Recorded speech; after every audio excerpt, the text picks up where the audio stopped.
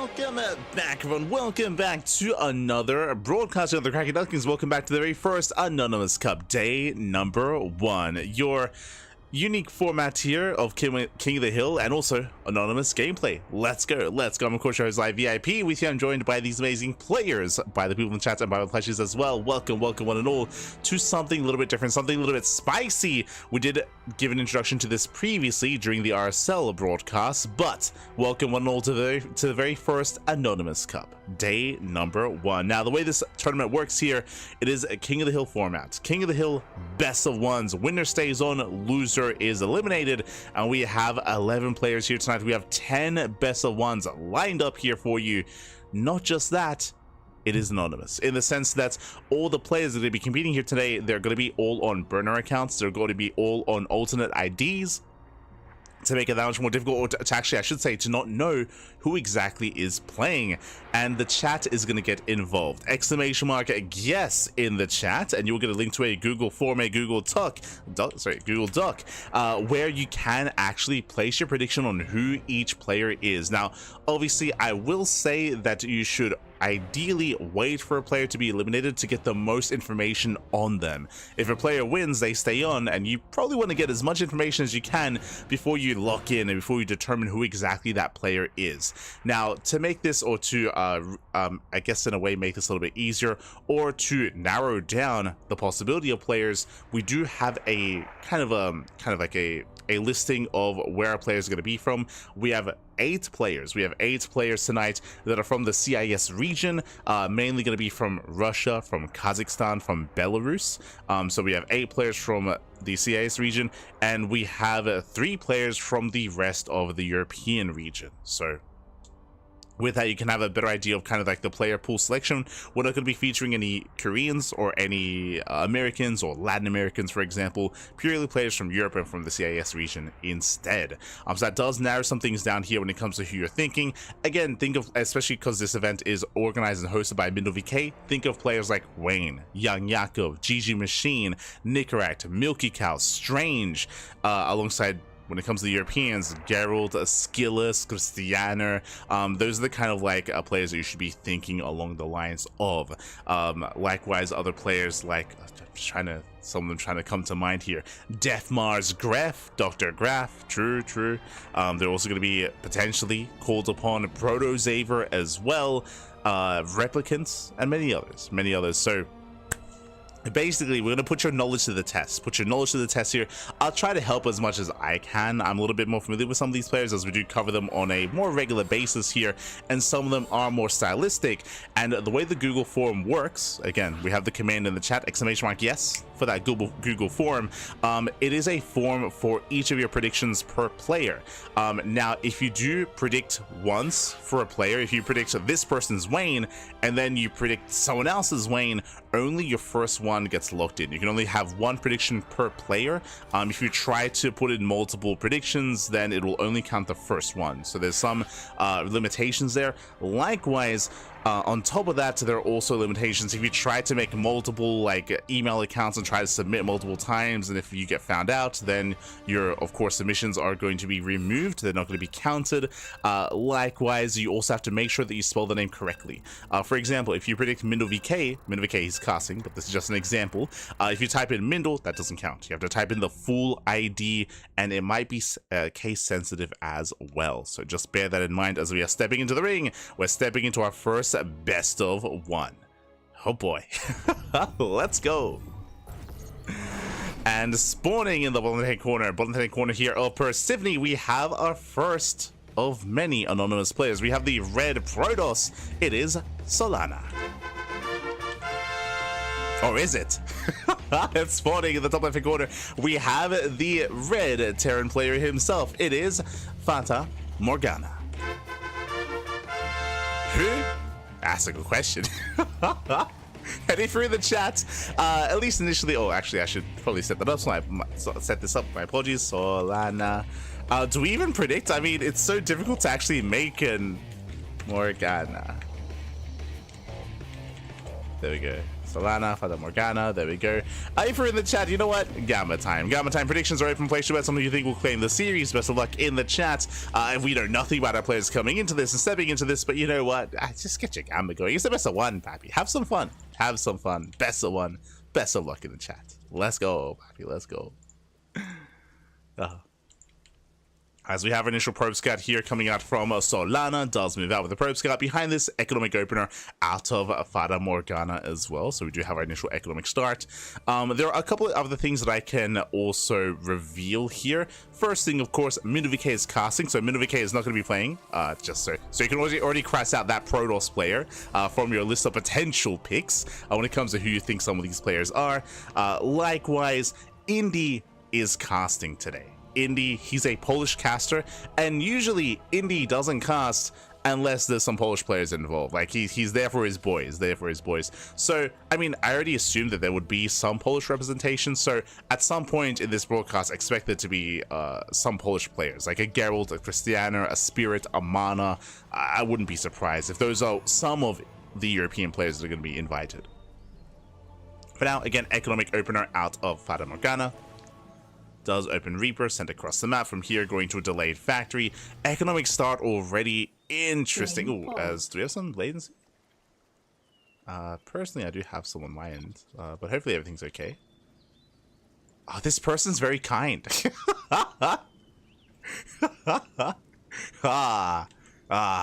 Who is it? Who's it gonna be? Oh no. Setting up. Anybody remember the anonymous tournament back in the day? True. Oh no.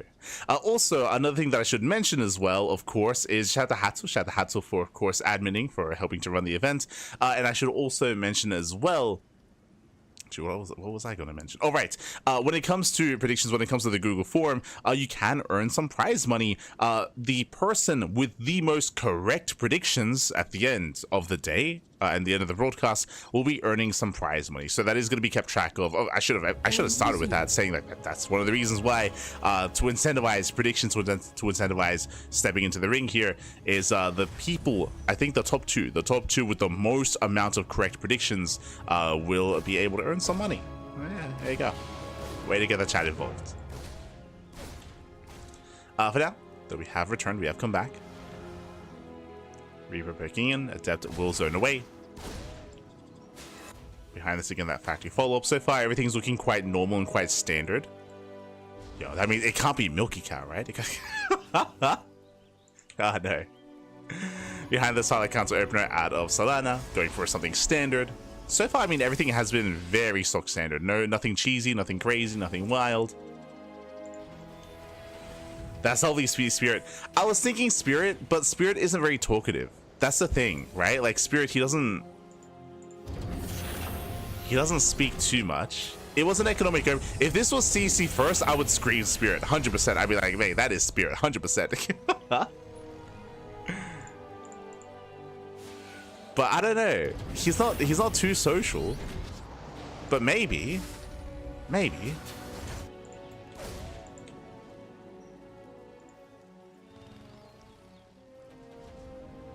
Definitely something that I can lean towards.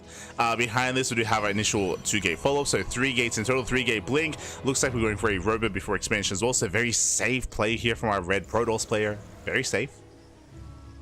This is not strange. That's, I can say that right now. That's not strange. No. No shot. But you see someone do something crazy out of this world, okay, then strange becomes an option. Standard safe play. Geralt? Is this a Polish versus Polish matchup? Geralt and Spirit? Maybe. Reaper Hellion poking forward. Right, Shameless, he's also going to be an option. True. Shameless does play standard as well. There's a lot of Polish Protoss players to also bear in mind. Hellion poking in. At the same time, we do have initial drop play. Again, just wouldn't mind drop. Again, this is like looking very normal. Followed up with the 3-1-1 setup. Tank production back at home, going for a Raven follow up here to harass. Wouldn't mind boosting back into the main. And Solana does notice in time, does pull away most of his workers. Oh! It does pull away. Nice on borrow there from our Terran. For Morgana. Mindshot going off, getting one. Ooh, but the medevac does fall. Yeah, a bit of an overstep there. Wasn't able to react in time. That's a big loss here for the Terran. And Mind Drop is cleaned up. A solid defense here by Solana. Raven coming in for a follow-up. Hellion on the right-hand side. Behind this, going into a bay, going into Colossus production. This is a very standard follow-up. Now, do I want to help you guys out a little bit here? You know what? Yeah, you know what? Because there's so many possibilities as the players, as the Reaper does, sorry, the Raven does come in, does get a couple of probe kills. Now, if you know anything about Geralt, you would know, especially because, oh, as we are committing here, as we are pushing out behind this third CC on the way, not a 2-base all in. But Solana does poke in, does prod, does force an early siege. Now, what I was going to say, if you know anything about Geralt, you would know that Geralt, we've casted him a lot against Beyond and Cure as of late. You will know that Geralt is very fond of Storm follow-ups, not Colossus. So the fact that we see a Colossus here as a follow-up, I mean, it in my mind, it almost removes Geralt from the possibility, just because he's so fond of playing with Storm. Like, specifically 3-gate into Storm. Raven Harass coming in, getting 3 workers. Behind this, going into Charge and Colossus. And again, Morgana does pull away. Does back off. So if this isn't Geralt, standard opener, Stalker into Colossus.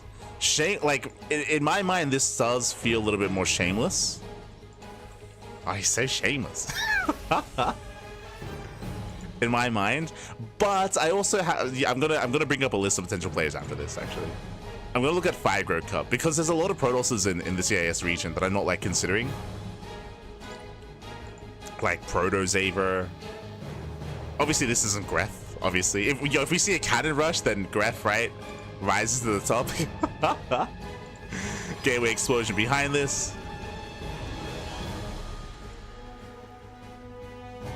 Spirit is trying to throw you off. He's watching. True, true. Solana's obviously hero. Kappa. Here we go. Morgana does expand, does take the third. I mean, the macro from Morgana has been solid. I will say that. Has been very solid macro.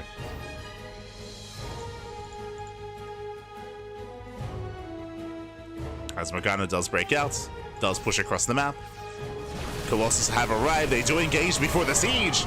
Yeah, tanks are getting caught on siege. Siege in time. Solana does pull away. Does pull back, does pull away. Rotating over. And Morgana, not liking what he sees, backs off, respects the Colossus. Does pull away the tanks, but does commit to a drop. They go for a Dream Drop towards the main.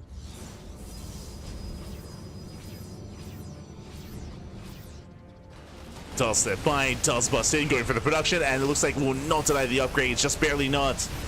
Range is down, but Solana out of position, forced a recall. Plus one is denied. Nice pickoff, denies +1, denies the Twilight Council as well. Massive pickoffs here.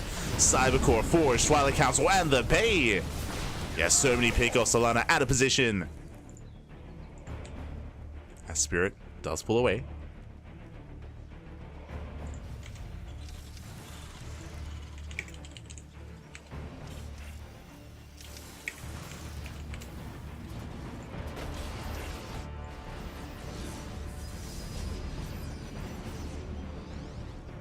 Solana does rotate. Does rotate, does respond. Collapsing in the army. Up! Prism overextends. Prism does overextend. The tanks are in the back line. Nice position here for the Terran. Solana respects it. Pulls away. Does pull away, getting a 4th expansion. So Solana is building up towards a longer game state, getting a 4th base, building up, getting more bases. In my mind, so I ruled out Geralt earlier, and 100%, like, as I mentioned before, Gilchi's very fond of storm-based gameplay, very fond of getting into faster expansions. In my mind, I'm leaning towards Shameless, leaning towards Skilless as well. Skilless also another option. But I'll bring up a list later, after this game. As we're calming things down, getting into Ghost production. Auto charge in the main, not bad. Getting a couple of workers. And again, the tech is still being rebuilt, by the way. The cyber core, the bay, the forge, it's all being rebuilt.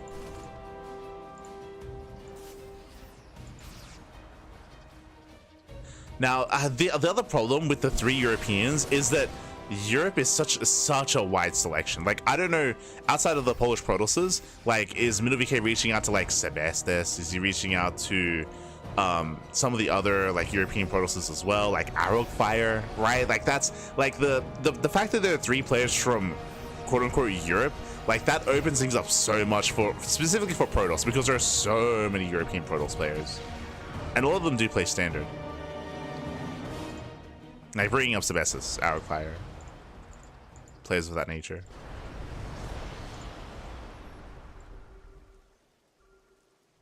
Morgana does break out, pushing him between the bases.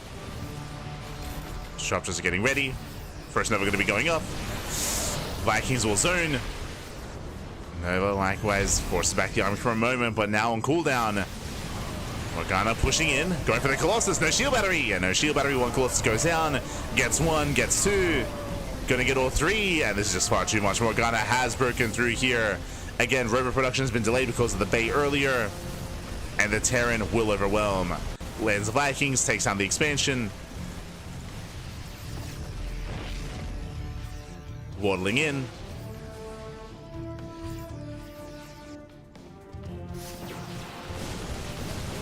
Oh, and we'll get the Mineral Line. Yeah, there's just not much here to defend. The Mineral Line's going to go down. GG gets called, and Fata Morgana will take game number 1. Whew, GG. Morgana does take the game and is initially our first King of the Hill. GG. GG will play it against solid gameplay there from our Terran player. Now, what I will say, stepping into this, and I will pull up the Figro Cup, the most recent Figro Cup. I think the most recent Figro Cup is a good kind of listing of possible players. Now, what I will say is that I spoke earlier about how it's hard to predict a Protoss player, and for those in the chat, get your predictions going. Exclamation mark guess. Who do you think this Protoss was? Again, that was Solana as our first Protoss player. But one of the reasons why I think it's really difficult to pick a Protoss is because there are so many. In Europe, there are so many Protoss players, so there are so many possibilities. So it's going to be harder. For Terran, though, there are limited possibilities, right? Like, who could a Terran be? I'm thinking Spirit, Milky Cow, Replicant, Nicaract. Battle B's inactive, maybe a Battle B. I don't see Gabe coming into this. I don't see Clem coming into this. So, like, again, like, Terrans are more limited. Same with Zerg players. Like, there's like 3 or 4 times as many Protosses out there, so it's going to be a lot harder to pinpoint a Protoss, especially a standard Protoss player. But for Terran, I think you can, again, there are more limited options, so you can narrow it down a little bit more. I would suggest to those in the chat to reserve judgment on who Fata Morgana is until they get knocked out. I mentioned this before. Fata Morgana, it's a King of the Hill format, best of 1. Fata Morgana is going to be playing another game here, so I would suggest get the most amount of information possible on this player before committing to a prediction. But we have our next opponent here. We have our next challenger. Here we go.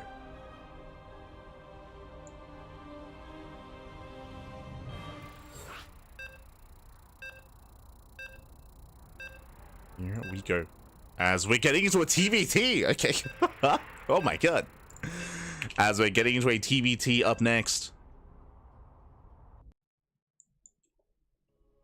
I don't even know how to say this name. I'm gonna call him Choco. Coco? I can't read Cyrillic. Oh, actually, that might not be a Terran. My apologies. It might not be a Terran. I think it might be another Protoss.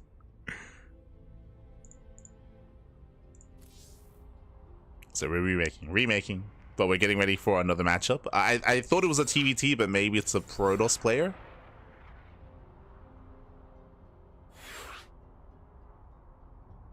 So we'll need a moment to set that up. There are millions of possible Protosses in Europe, you're not wrong.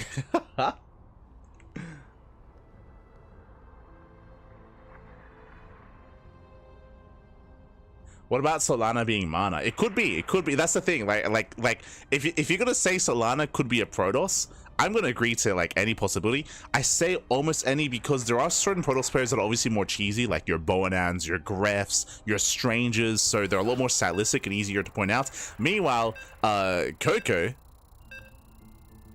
is a Zerg player, not a Terran. Okay. Let's go. As we are loading into Last Fantasy.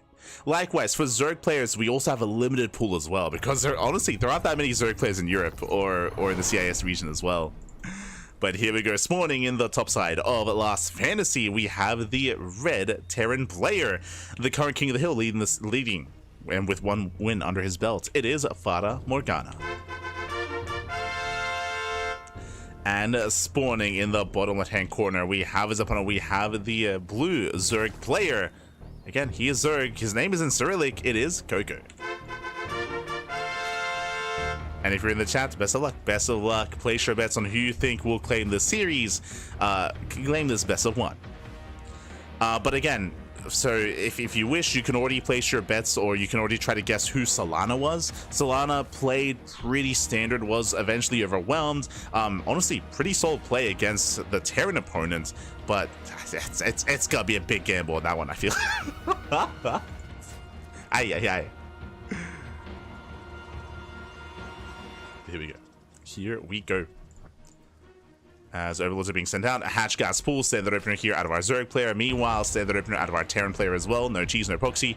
I'll be honest, I have a suspicion that, I mean, the first prediction in the chat, I think there is a high chance that this is Spirit. I think that's relatively high so far, but at the same time, it's only been 1 game. That's why I say reserve judgment. I have seen Milky Cow playing more standard recently, so I'm not ruling out Milky Cow, to be honest. I am ruling out Nickract. Nickract is very aggressive in TVP, often 2-base all-ins, and also aggressive in TVZ. If we see like a cheeky 2-base all-in here from the Terran player, I'm gonna lean towards Nickract. But even then, like, game 1 leads me away from Nickract. But like that's we'll see how they do open up. Let's go. So far, standard. But like I'm ruling out Replicant. Replicant, I think, is another possibility for a Terran player that's gonna be playing tonight. I should emphasize that. But Replicant, he likes mech, even against Protoss. He's very fond of mech. If we see mech here, then you know Replicant is a viable option.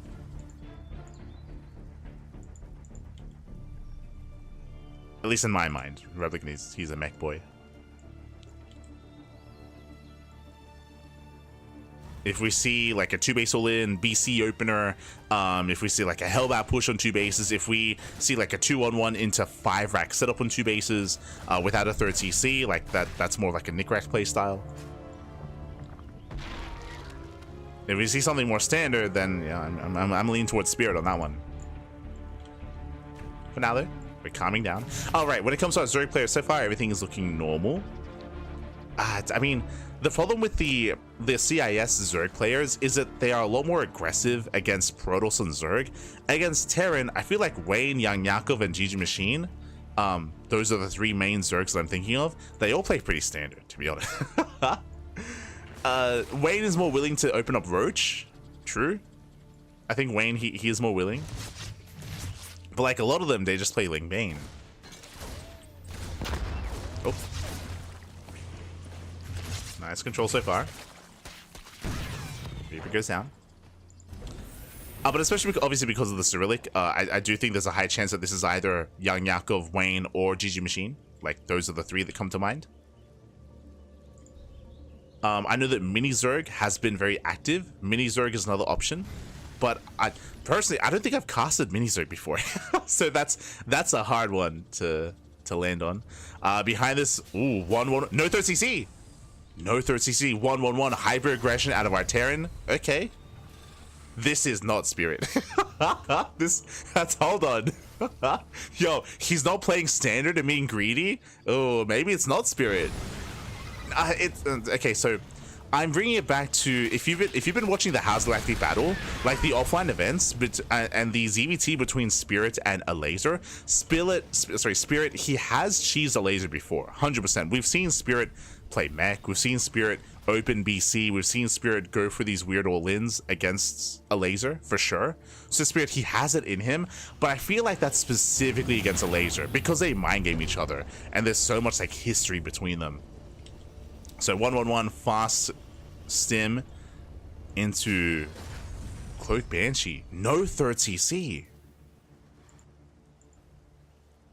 Milky Cow, is that you?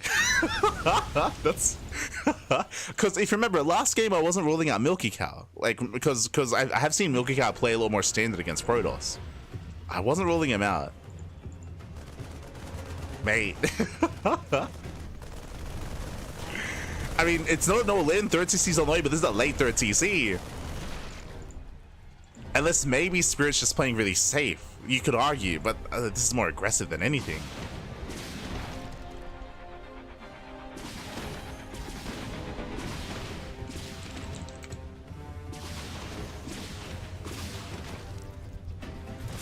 As Banshee does move out.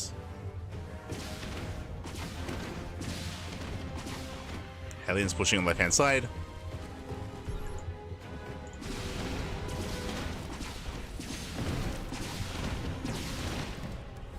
So far, I mean, it's just like, welcome to Lost Fantasy, right? It's a three. Oh Jesus!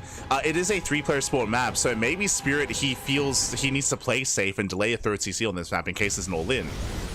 Meanwhile, double Eva Chamber, I've been focusing a lot on guessing on the Terran player.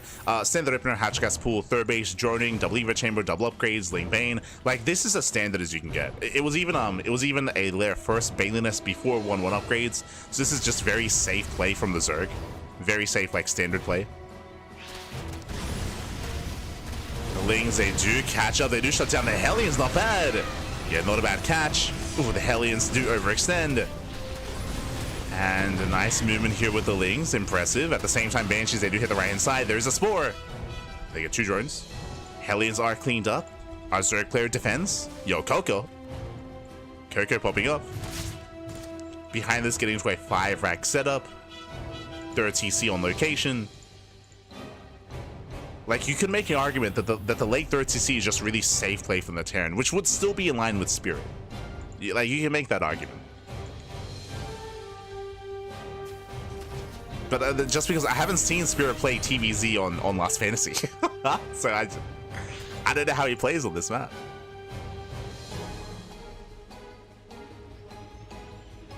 The Zerg player could be Wayne, Radata, or Vanya. True. Cap. As the drop is going to be forced away.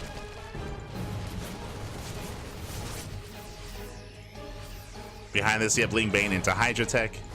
Again, just very standard. Lings are being shaved off. Lings are race back as well. They're deny mining here at the third. Coco is keeping up.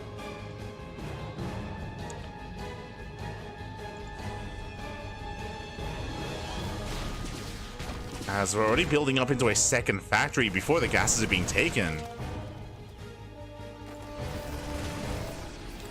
Behind this on 5 Raxes, no additional Raxes yet. Terran player securing his third first. Just stuck at home, securing his third base. Getting into Widowmine production, not further tanks. Waiting one by going to be slipping by. No reaction, late reaction. Oh, ooh, getting 5 SCV kills. Nice damage here from our Zerg. Zerg player is playing quite well. For those who are unaware, Wayne was the best Zerg player in the CIS region. Right now, it's between Wayne and Young Yakov. Young Yakov has been improving a lot. Quite a lot, actually.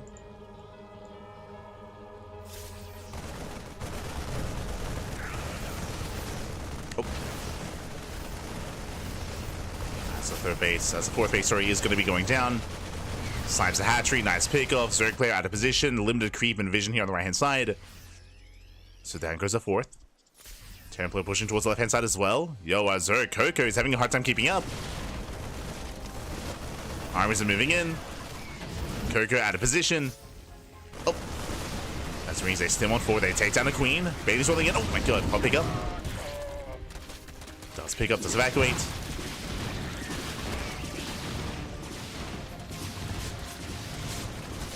As it looks like for the most part the drops are being denied. Big connections. Yeah, late responses here from the Terran. Bleeds out some Marines. Bleeds out a Banshee as well. On the right-hand side, it does defend. For into CranKy. Does defend, does keep up, can finally expand. But this is a late fourth. Late fourth pace from the Zerg. Meanwhile, the Terran getting up to full 3-way saturation. Fourth CC on the way. Zerg player having a hard time here.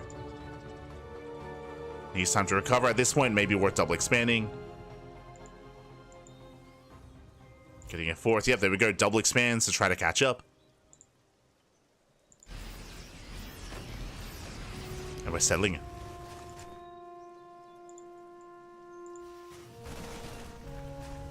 Settling in, we're calming down.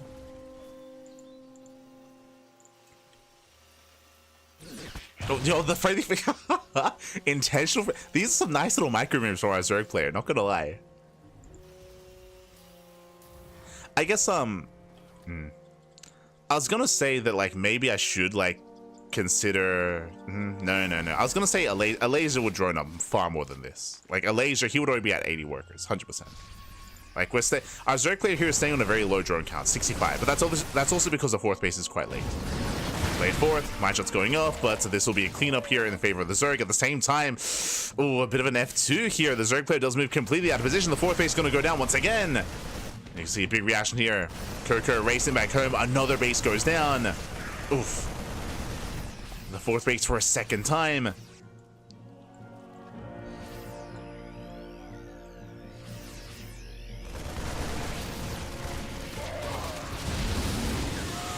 Like, this is where you get the big brain plays, and like the Cyrillic is to throw you off, and it's really like Lambo.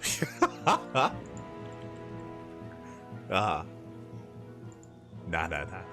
I don't think they're that big brain. But maybe. That's how you get him. Oof. As, oh no! Oh, brutal mind connections. Cleaning up a lot of lings. Likewise, you got a sea of mines behind this as well. Bailings, they do crash forward, they take down most of the mines, every single mine actually. Not a bad fight here out of our Zerg player, but once again, the drop is coming back in. But this time they're ready. This time CranKy's in position, let's go. Ooh, gets a medevac, gets one, there's one left. Army races back. Our Zerg player here is able to keep up with the tempo of the Terran. Is now adapting. Oof, oh god, the mine shots though. Not again. We're getting messy, Pat. We're getting messy. Fourth base getting fully operational. I would say the Terran is ahead economically.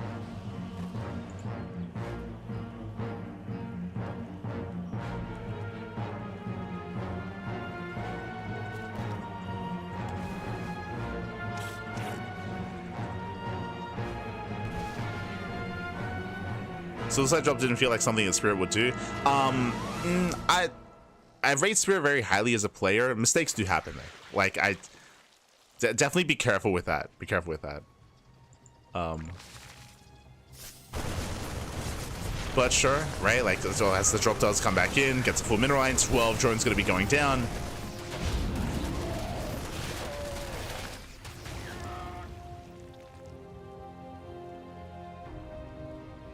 Well, that's also why I feel like it's important to try to wait to get as much information as you can right before committing to a prediction.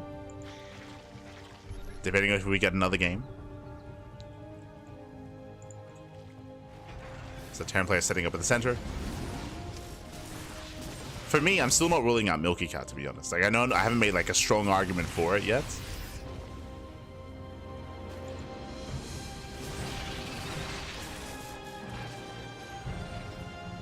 Like in my mind, I'm still like battling between those two options.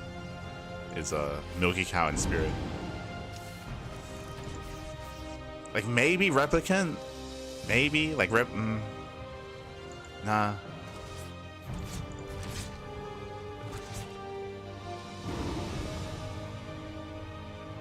I know that Replicant has also been looking very impressive as of late, but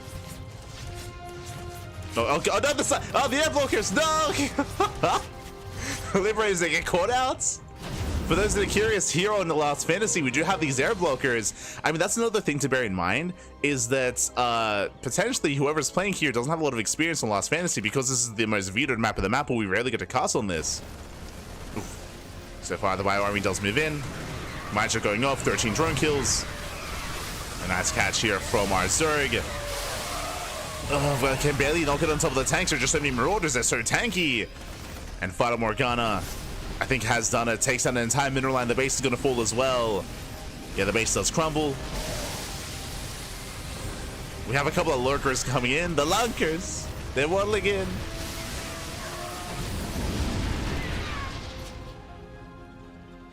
Do waddle in.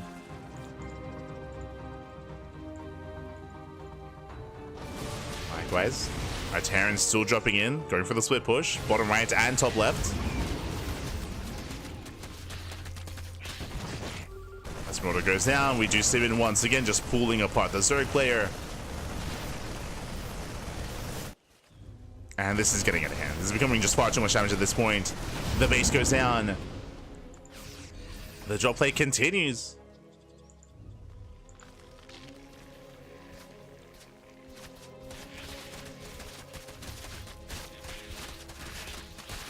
Five bunkers on the way.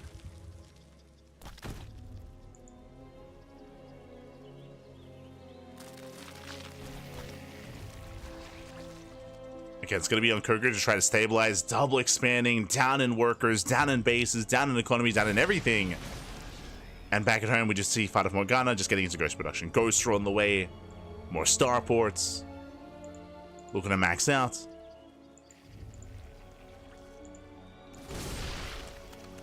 Catching out the lurkers. Simming on in.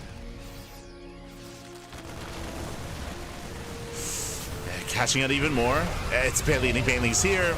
Lurkers do borrow. Terran does pull away in time, but will bleed out the tanks though. Tanks are going down. Kirker holding on.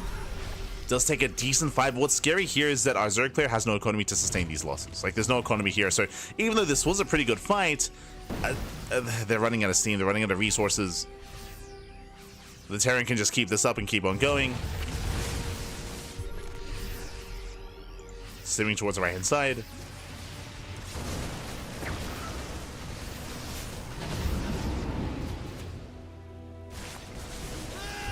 Sonkers, they move in.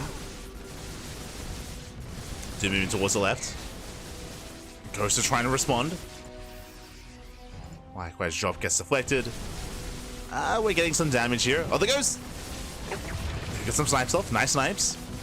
Snipes are connecting. We have Liberators on the way, going for the Fusion Core, embracing the late game.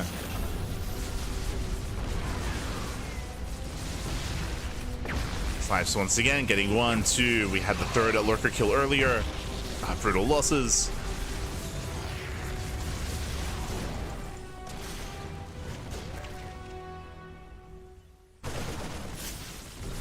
Oh my god. Likewise, I start play moving out.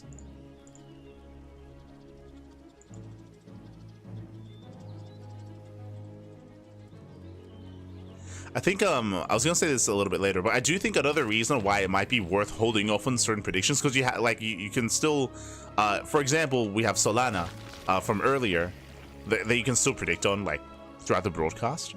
They're not going to be returning, but you can also, like, you know, get your prediction in a little bit later. I say that you can also try to wait for another Terran, another Zerg, and compare. Like, compare their performances, compare how well they did, to get a better gauge on who you think is who. So, like, in general, it's probably wise to hold off on your predictions till the very end. But you just got to remember to predict, right? What I'm saying is that after this, we might see another Zerg player that plays very similarly. Maybe beats Fata Morgana, maybe not. But like you can like try to, in your mind, like compare the two and rate them and judge them for who you think they are. Just as a heads up, or you can just predict straight away. I mean, it's up to you. I just trying to help out a little bit. Meanwhile, the base does go down. Terran player caught out of position. Caught on the low ground. Okay, not bad. Yo, Coco takes out the base, takes out the mineral line, does outposition the Terran.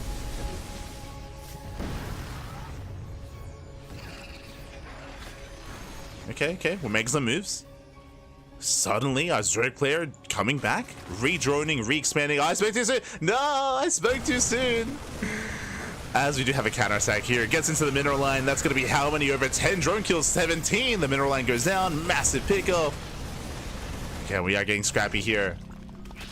Again, this map is just so open in the center. So open. Because of the speed zones, it's so easy to just go for the counterattacks and just run by like this. Speaking of, push towards the left-hand side as well. Jeez, how many ghosts are there? Okay, 10 ghosts. Most of them with this army. Ghost army breaking out. Push in towards the left-hand side. Sims on in. Takes out another mineral line. And Coco had almost recovered, but the drop plays too much. We have a drop on the right. Push towards the left. Another base falls. Another mineral line falls.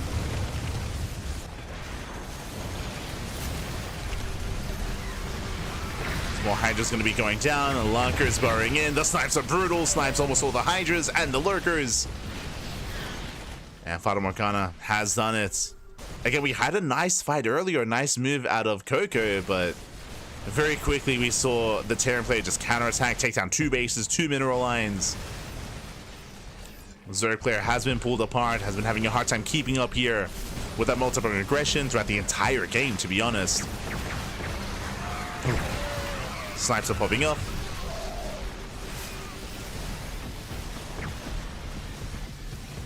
And there it is. GG gets called. The Terran player takes a second win, gets another point on the board. GG. Whew. GG, well played. Congratulations here. Congratulations as Fata Morgana does claim the second win. Also, thank you so much for the translations. Apparently, because I don't know any Cyrillic, apparently it translates to the dog's dream. Is that a clue? Is that a clue? Potentially. But regardless, GG well played. With that, Fata Morgana will claim the win here and will remain the king of the hill. 2 wins so far. Oh boy. And again, exclamation mark yes in the chat if you guys want to predict already. If you guys want to place your predictions, you can go for it. As I said, I do suggest refraining from that, getting some more information and being able to compare and judge yourself. As we mentioned before, you can only predict once for a player. If you try to predict multiple, if you like say this player is Wayne, and then you say, oh, actually this player, never mind, you submit that they're young Yakov, well then it won't be calculated. It won't be brought into consideration. Only your first prediction, it's locked in. It's locked in stone. So you got to be certain with that prediction. And no second guessing. Got to go all in, papi, all in.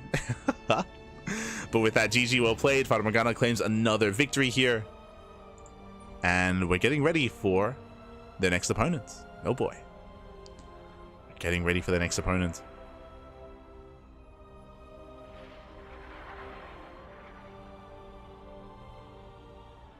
Here we go. This match is intense. It was very intense. It was very back and forth in their own way. I would say in general the Terran player had control of the game, but there were definitely some good moments for the Zerg. Definitely. Laser will not have any upgrades either. True. Oh no.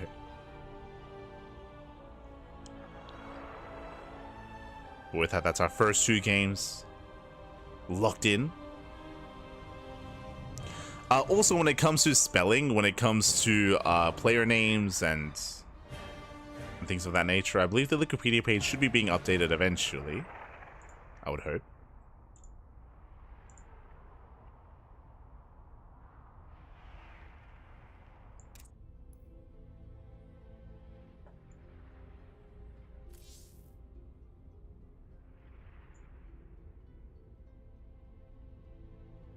Here we go.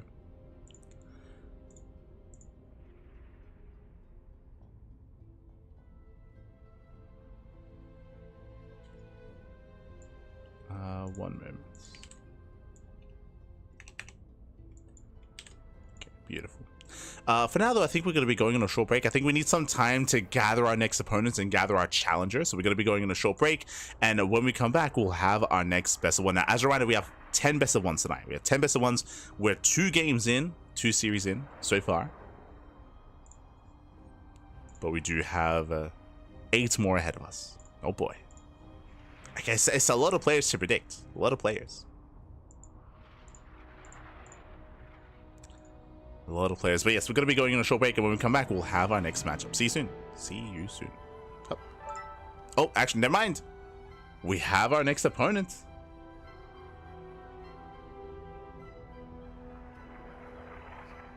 Language of the name might be who the name is of. Yeah, for sure, obviously. Unless it's a fake out.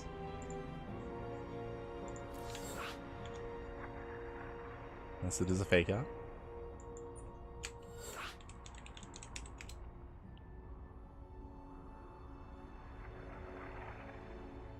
Do you need a moment? Yeah, so our players, they need some time. So we're going to be going on a short break. When we come back, we'll have our next series. We'll have our next best of one. See you soon. See you soon.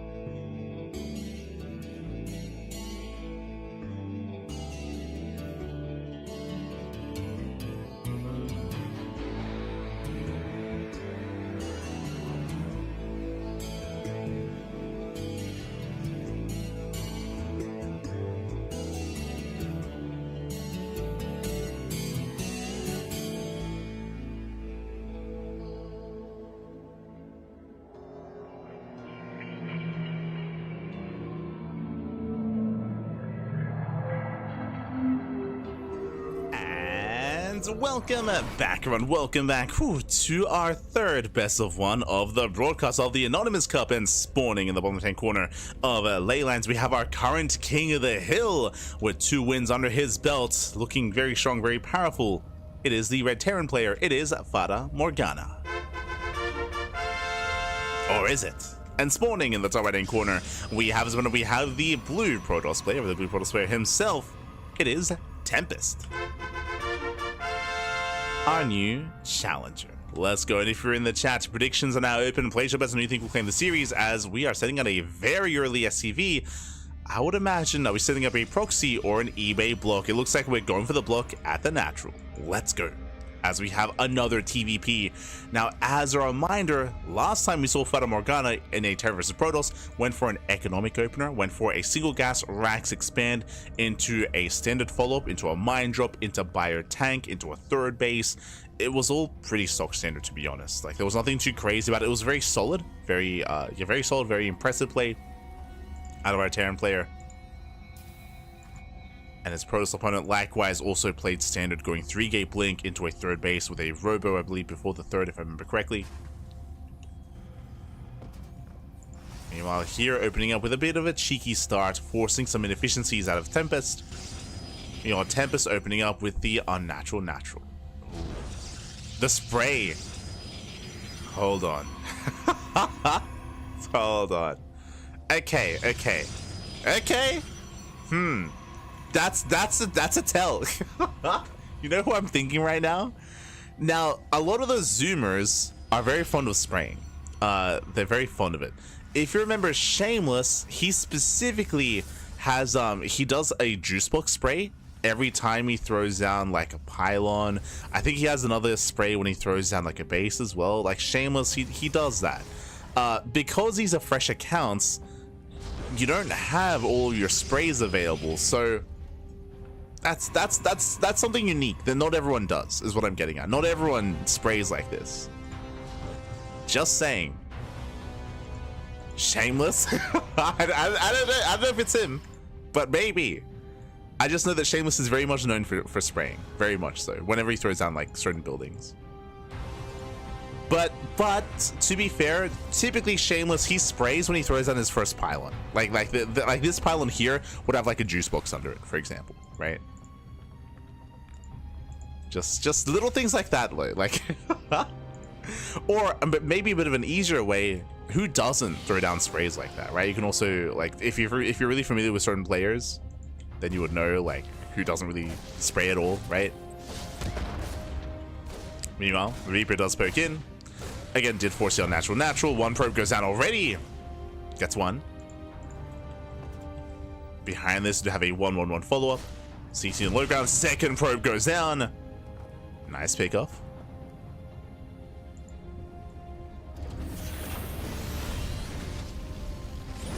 Let's get a second worker. Likewise, Stargate opener out of our Protoss player. Hello. That's different. Does open Stargate. Opening up Phoenix first. Checking the vision here of our Terran player. Has yet to scout, has yet to confirm. This is a bit of a rarer sight, especially on a map like this. On larger maps, maybe Stargate opener is a little bit more commonplace. Interesting. Right, I was meant to look at the Fire Cup earlier. True. When it comes to potential CIS players, Protoss players, we have Art. Yeah, Art, he's another Zoomer. Russian Art, not Polish Art. But Art, Sickness, Strange, UD Soldier, Death Mars. Aliens, they bust in. They bust into the bases. The Phoenixes will shut this down. Getting one, getting two.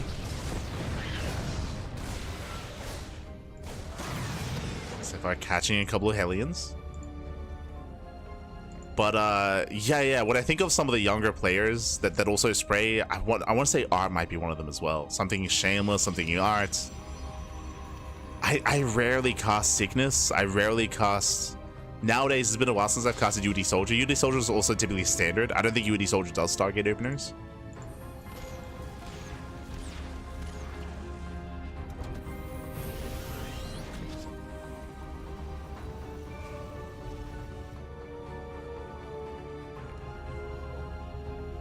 Tempest does rotate. True. Remember, European Protoss players as well. Sebestus? Maybe. Meanwhile, Stalker's gonna be forced back. I mean, Sebestus is known for his Phoenix play. True. Sebestus could be a solid pick. Like, a spray and Phoenixes? That could be Sebestus. Anyway, we have our initial move out here. It is going to be Phoenix Colossus, a very old school build, by the way, going Phoenix Colossus. This is very out of meta. Very out of meta. A very rare sight nowadays. This was all the craze back in 2020, 2021, 2022. Phoenix is catching a Viking.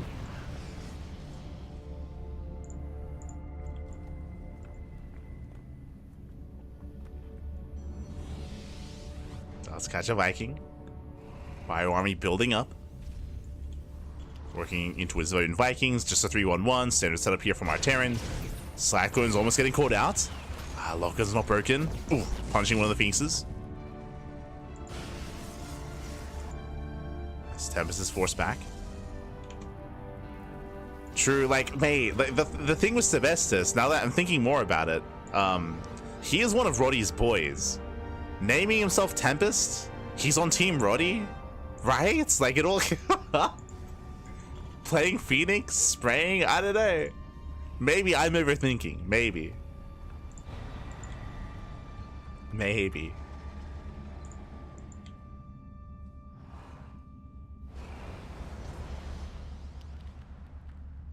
Morgana does move out, expanding behind this, does take a third base. Vikings reward catching out the Colossus. Does catch him out. Ugh. Meanwhile, just have a bit of friendly fire with the Jarrow missile.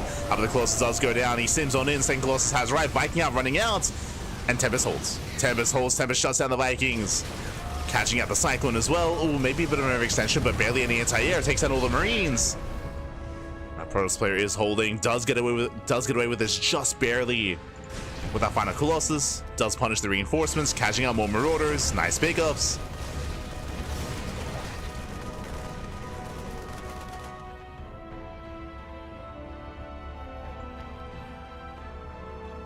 Having both arts in the terminal could be why the rules say you gotta be, yeah, true. Mate, no shot they bring both arts into the tournament. That would be crazy. Aye, aye, aye.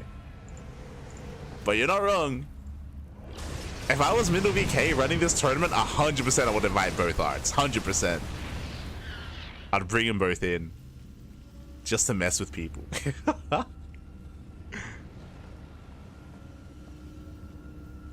As Tempest getting his own fourth base. Behind this, would you see Fata Morgana going for a second starport against Phoenix Colossus? Makes plenty of sense. Getting second starport into Mass Viking. Likewise, goes to production on the horizon.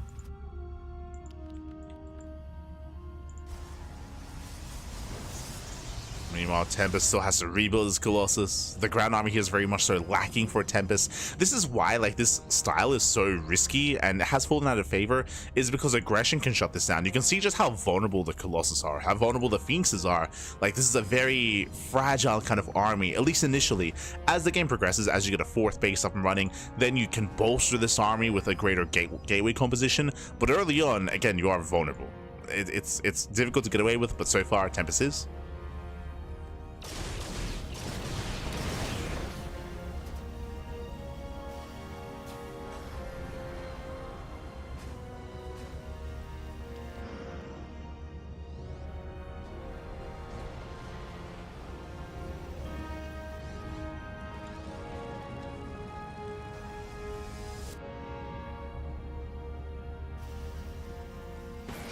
I also don't want to swing the opinion of like too many people in the chat as well, because obviously, like, it's, you know, you can all come to your own conclusions as well as to who you think these people are or these players are. For sure, for sure.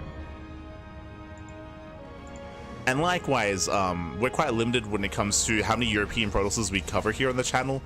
We don't cover like Monday Night Weeklies on a regular basis, for example, so I'm not entirely certain how like Arcfire plays out this matchup 100%. We've been, oh, actually, nah, that's not true. We did cast Arcfire recently against Beyond, and Arcfire did not play like this, not at all. So I can with confidence say it's probably not Arcfire.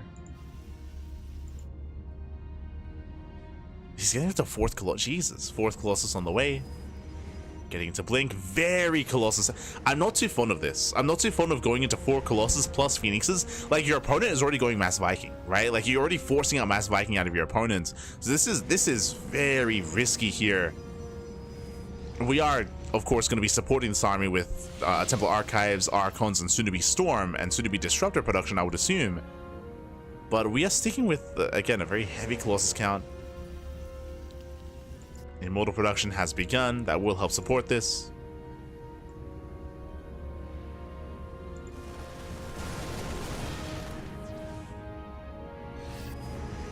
But yeah, I think for this tournament, I don't envy like the Protoss predictions. Like, as I mentioned, I think because the Zerg and Terran pool are so much more limited, it is easier to kind of like guess who it is. Like I've got my own thoughts on Fates, Morgana, and on Coco for sure. Like some stronger thoughts on that. For the 2 Protoss players, a little bit less. So I mean, this is more stylistic. But here we go. Tempest moving in. Zealot on the right hand side. So far, picks up a couple of SCVs. Zealots, they do peel off into the mineral line. Not bad. First Colossus goes down. Gets one. Gets one, gets two. Gonna get all three. We spoke about this. The Vikings, they just go ham and they take down everything in the sky. Yeah, big overextension here. Tempest will bleed out the entire army, but at the same time, the Zealots are popping off. Yo, it's not about the Colossus, not about the Vikings. It's about the Charge Lots as they get 30 SCV kills. 30 SCVs. The Charge Lots, they're insane. Fata Morgana having a hard time defending here. Or I should say, did fixate on the main fight and did win the main fight, but it wasn't about the main fight. It was about the run-bys, about the Zealots instead. So 33 SCV kills. Brutal damage behind this second robo. Disruptors are on the way. I believe there's still a Viking count left over. Yeah, that's a lot of Vikings. So I did emphasize that I think it was a little bit important to go into Disruptors sooner. Regardless, Tempest takes a lead. And Fata Morgana has been having a solid performance so far, but is this where it ends?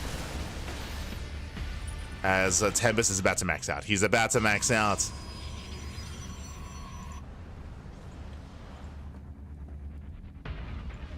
Tempest pushing on both ends.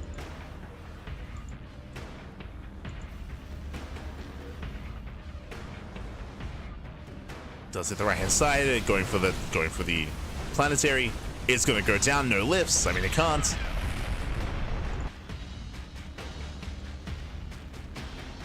And for the first time this broadcast, our Terran player here is struggling. Is having a hard time keeping up.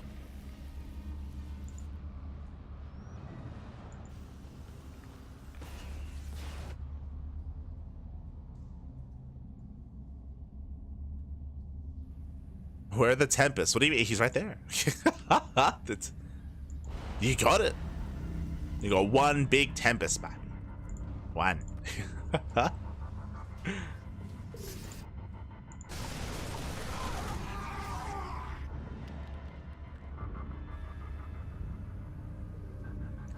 Tempest once again setting up here. Is maxed, is containing the Terran player on 3 bases, but is also allowing the Terran to slowly max out themselves. 3-3 is almost done.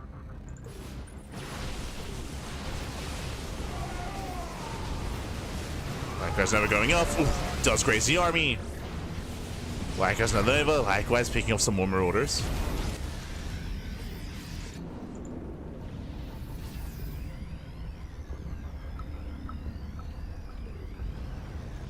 Does move in.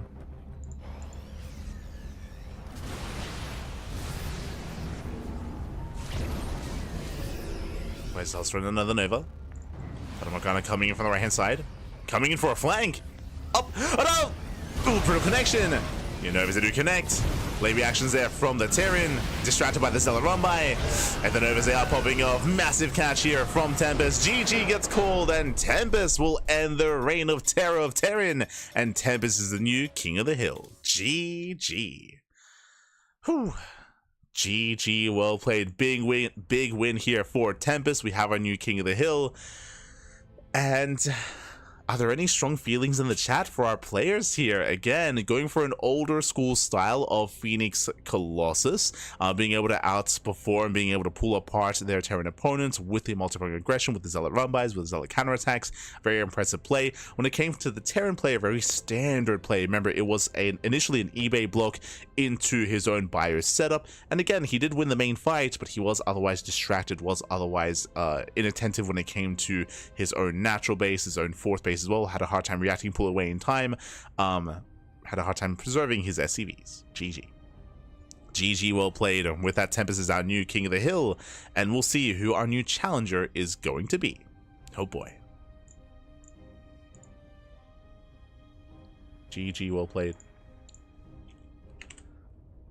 And we are here to find out who is our next challenger. If you're curious as to my thoughts, I'll be honest, I'm almost 100% certain that Terran was Spirit, by the way. Almost 100%, almost. But GG, well played. Did perform quite well. Like, part of me, like, especially because, I think one of the reasons for this, if you remember earlier for the ZVT, I was thinking it might be like Milky Cow. But based on how standard their TVP was, and Milky Cow is usually more aggressive in TVP, he can play standard, but he usually does mix in more aggression. Like, I'm leaning more towards like Spirit. Like when you think about the Terran players in the region, Nickrat and Milky Cow are much more aggressive in TvP. They're much more willing to go for 2 base all-ins and double gas openers. Double gas openers and 2 base all-ins.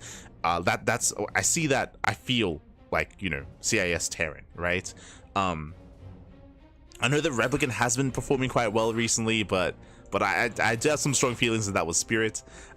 Regardless, though, again, I can see an argument made for maybe Replicant as well. From the side of the Protoss player, it's hard to say. I'll be honest, I'm thinking Arts. Like, Arts, I think I have seen him play Phoenix Colossus before. Sebestus, known for Phoenix play as well. True. It's, as I said before, like, it's harder to predict the Protoss player, I feel. Just because there are so many options and so many possibilities. So many. But GG well played with that. Whew. Tempest does claim the win, and now we are getting ready for our next matchup. Oh, PvP.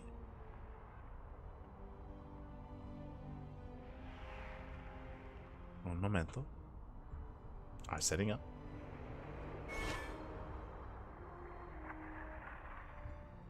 Not Baby Marine? No, you raise a good point. I wasn't thinking about him. And when I was thinking of European Terran player, I was like Battle B is very inactive. Like, it's not going to be Battle B. Like, I wasn't thinking of anyone else. But Baby Marine. Nah, true. No, okay. I can see the argument. I can see it. Like, I just wasn't thinking of Baby Marine. I think he's also an option. Yeah, 100%. 100%.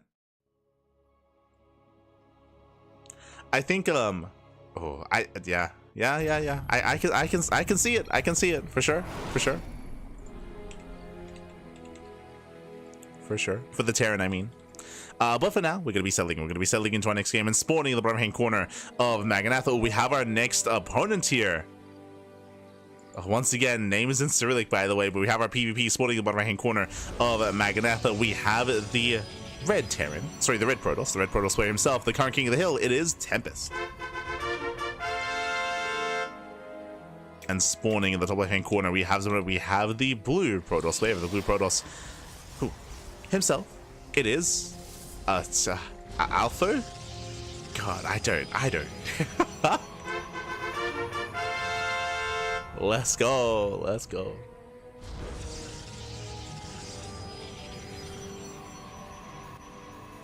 Brings back the old Chinese meta when they had to play with so much lag they couldn't handle storms. I mean, you say that Phoenix Colossus was everyone was playing Phoenix Colossus, like Hero, Max, Showtime. Everyone was playing Phoenix Colossus like a couple of years ago.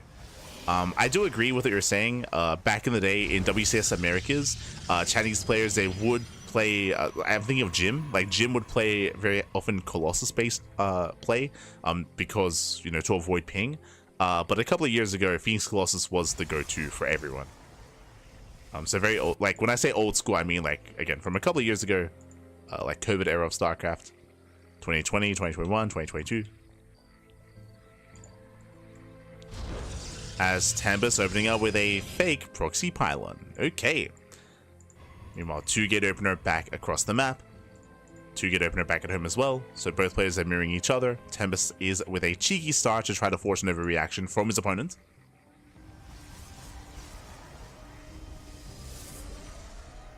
Fata Morgana is Italian. Okay.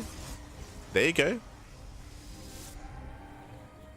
You're convincing me more that it would be Baby Marine. Like, again, like in my mind, I just wasn't considering Baby Marine. Like, I just wasn't thinking of Baby Marine as an option. But like, now that you bring it up, it's like, no, yeah. Like, I think the playstyle suits Baby Marine for sure.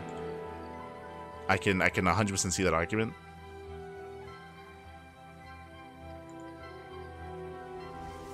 Less so from the name, but more so from the playstyle, for sure.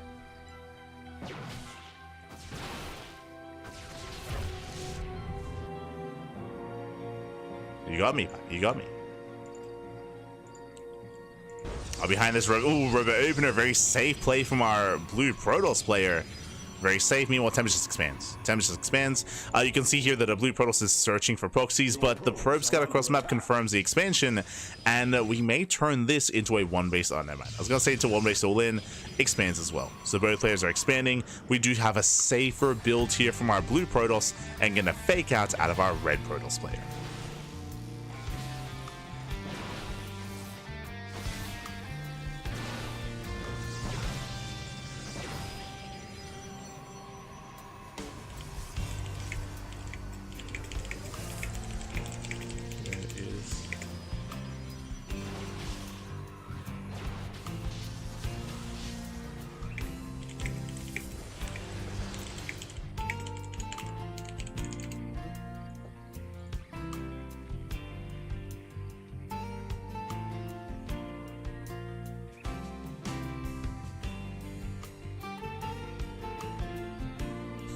Sorry, I saw someone asking in the chat, like, but yes, as a reminder, exclamation mark yes in the chat. And again, the Google Doc is for who you think the player is, not who you think is going to win. So as a heads up.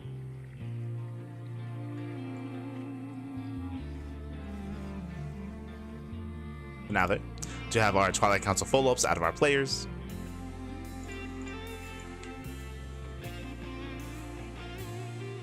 Hallucination comes into scout to confirm. With the initial robot going for the War Prism, we can harass with Adepts across the map. Let's go.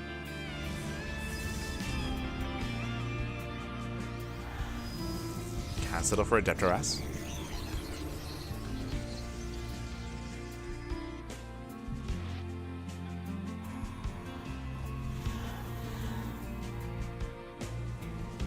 So Blue Protoss does wander in. Threatens a shade. So far gets one probe, gets one, gets two, gets up to three. Nice damage so far. And 3 workers go down. Shading into the natural, getting, oh, not quite another worker. And behind this, oh, it's going to be an all-in. We have Glaives on the way. This is a very aggressive build. This is a build that was popularized quite some time ago by Hero, so it's going to be Immortal Production into Glaive Adepts. This does not scale well into a longer game, but it does hit very hard here on 2 bases. You can still take a third behind this, but it is still a very committed build, as there's no forge, no upgrades, no further tech, just straight up Immortals and Adepts. Now Adepts, the way that they work in this composition is that they do tank Stalker shots quite well. They tank Stalker shots. Likewise, they do a great job at forcing your opponents to split off their army. More Adepts into the main base, getting more probe kills, getting 1, getting 2 more, or getting 3 more. And they do get a 4th this time. So nice harass here from our blue Protoss. Yeah, massive gateway explosion, 5 gates on the way. It's going to be a 7-gate 2-base all-in. That's a lot of gateways.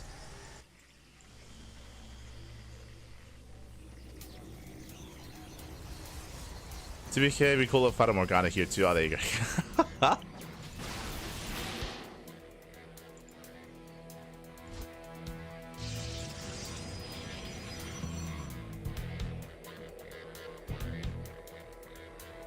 Here we go. As the all-in is upon us, the Prismers coming together with the main army. 7 gates are finishing up. And it's going to be a tough hold for Tempest. Behind us has 1 shield battery. Does engage ahead of time, slowing this down. Tempest, he's on a 4-gate setup himself. 7 gateways now done for our blue Protoss. Does move in. Does move in, threatening a shade. Yo, yo, Shameless, mate. Remember what I said last game? How Shameless, he likes to throw down the spray under the pylon? Mate. I just noticed. That's a tell, just saying. Meanwhile, Does being on top of the army. Recalls back. Adepts are trying to keep up. Adepts are moving in. But I think Sebestus might do that as well, to be fair. But I remember I specifically said he does spray under the first pylon. Oh my god. Like verbatim, I said first pylon, he likes to spray. He went for it this time. Bappy. Regardless, he does hold, he does defend, 7 probes go down, but Tempest has a massive worker lead. Again, 45 probes, catches out the Stalkers. The all-in has failed from our blue Protoss player. I like how in the middle of the fight is when I noticed, and that's what drew away my attention. But oh god, bit of mishap there. One Stalker goes down. The thing that makes me second guess this is that again, I don't think I've seen Shameless go Phoenix Colossus before. That's what's throwing me off. Like, this is something that Shameless does, but I think Sebestis does this as well. I think. See, this is where you have to look up VODs. Look up Sebestis VODs and see if he does that.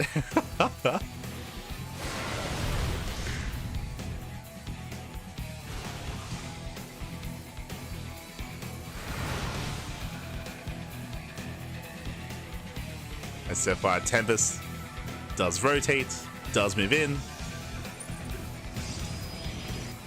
See, he tried that. He couldn't help himself. He couldn't help himself from spraying under the pylon. And I mentioned that this is usually a juice box, but because these are fresh accounts, they don't have all the sprays. They don't have them unlocked.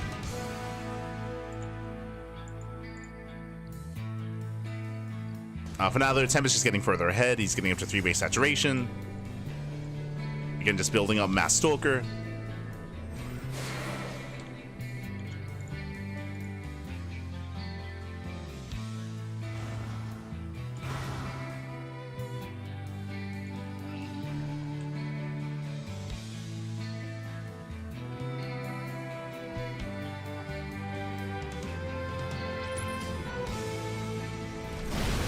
Yeah, now he's just going for the kill. Now he died. I mean, he just has an overwhelming army. He dives in, blinks on the board, gets 1, 2 of the Immortals, brings them down. Likewise, Force Rico back home. We have Mass Adept across the map. Nice pickups here by Tempest. Likewise, does find the Adepts, splits up his army. He has enough supply to pull this off. Do you have a full wall? Adepts, they do cancel the shade. Still being chased down. Blue Protoss just trying to pull away, getting caught out. Now, obviously, I have my thoughts on who our red Protoss is. When it comes to blue Protoss, 2 base all in, Glaive Adepts, Immortals, defensive opener. It's hard to say. It's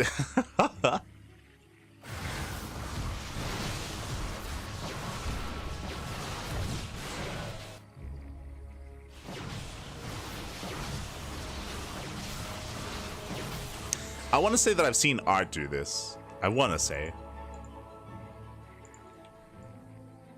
Could this be Strange?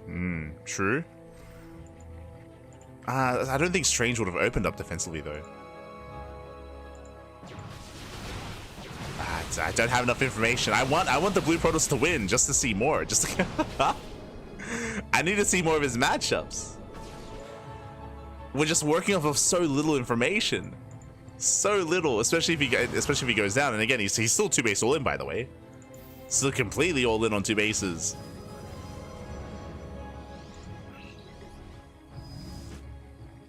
Any other tells?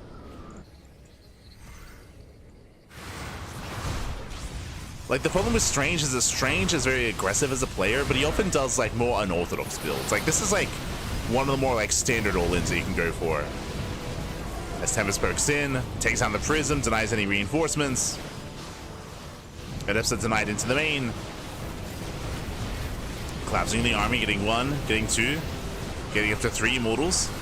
And there's just nothing left. There's nothing left here. Tempest will clean up, will shut this down. GG gets called, and Tempest takes down another opponent and puts another win on the board. GG. GG, well played. With that, Tempest will claim the win. Will take down... I would appreciate if someone could write the name in Cyrillic, if anyone is aware.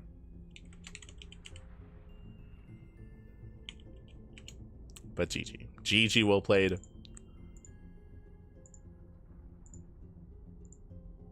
Tempest will claim another win here. We'll take down Alpha, I'll say for now. Alpha.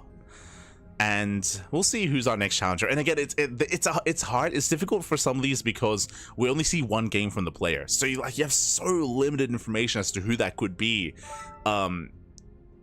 Which is why I think there's value in waiting to see how some of these other players are playing. Like, in my mind, this could be Strange. and you could lock in Strange, and then bam, next game we get like a, I don't know, we end up in like in a PVC later with another Protoss that goes into like, I don't know, 3-gate glaives into an expand. It's like, yo, that's a Strange build. Like that's like stuff like that. So it's hard to make that guess and make that prediction. But again, exclamation mark guess in the chat if you guys want to lock in anyone so far. Again, we've had Solana, we've had Fata Morgana, we have had Coco, we've had Alpha, of course.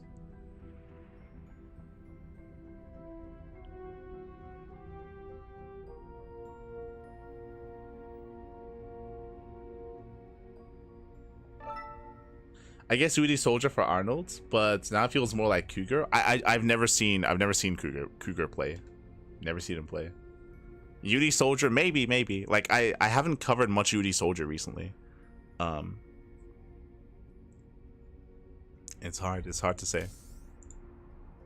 But yeah, with that, GG well played. We're now getting ready for our 5th best of 1. We're halfway through. Our next opponent is gonna be called the Reina. Okay. Reina, man. Reina is coming up next. I still do not know what race they're playing, but I do have a strong suspicion now that Tempest is Shameless. Strong suspicion that is Shameless. And I was sold on the idea earlier that Fata Morgana was Baby Marine.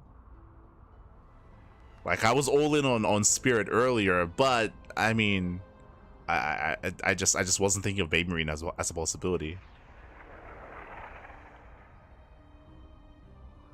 But now though, we're getting ready for our next vessel 1. We're getting ready. Who else could be some possibilities here? I mean, Gref. I wouldn't say so. Not yet. When it comes to the Zerg player, right? Sorry, I forgot about Nikic, right? I was thinking GG Machine, Wayne, Young Yakov. Nikic is also a player that is most likely going to be playing in today, or is like another possible pick. I will say that I feel like Nikic is usually a little bit more aggressive. Right, we haven't spoken much about the Zerg player. But yeah, Nikic is usually a little bit more aggressive.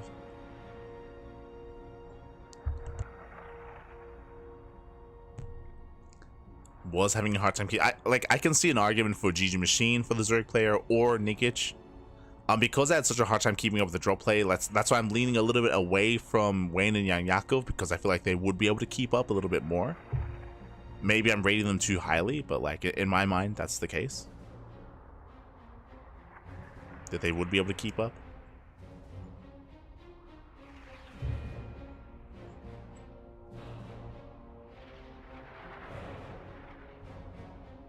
Death Mars is a Protoss that I haven't seen too much of recently. But another one as well.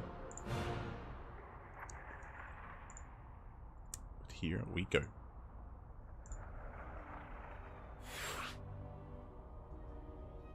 Could be someone else just using a strange build for sure, for sure. The fire took my head, Susan. Oh no. True. The fire broke cup. My head is flaming. As we are stepping into a PVT. Okay. Reina. Terran player. Let's go.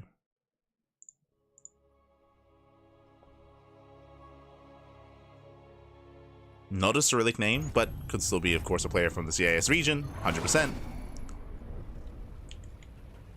As we are stepping into the ring here, into our 5th match of the broadcast. And this morning, in the bottom hand corner of Ultra Love, we have our red Terran player, our new challenger. It is Reina. And spawning in the top right hand corner, we have his opponents. We have the blue Protoss player himself, the current king of the hill. It is Tempest. I don't know if you heard, I almost just straight up said Shameless. Like, I will see. We'll see how they do play this out. We'll keep an eye on them.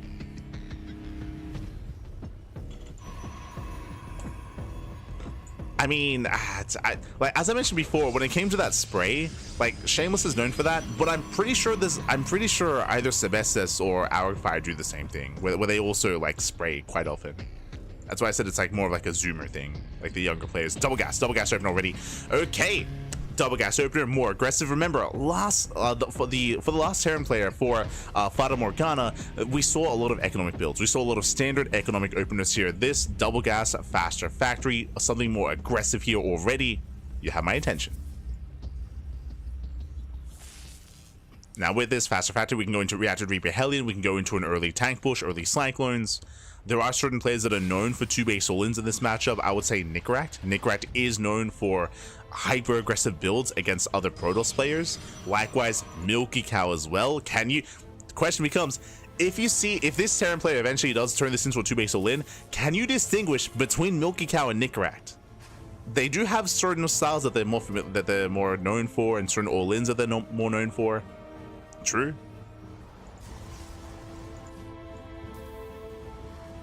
Can you make that determination? Likewise, Replicant as well. Protoss Aver, for now, settling in.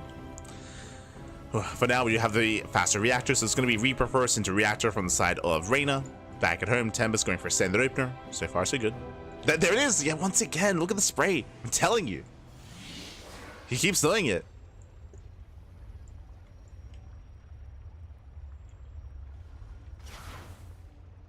Predictions are true.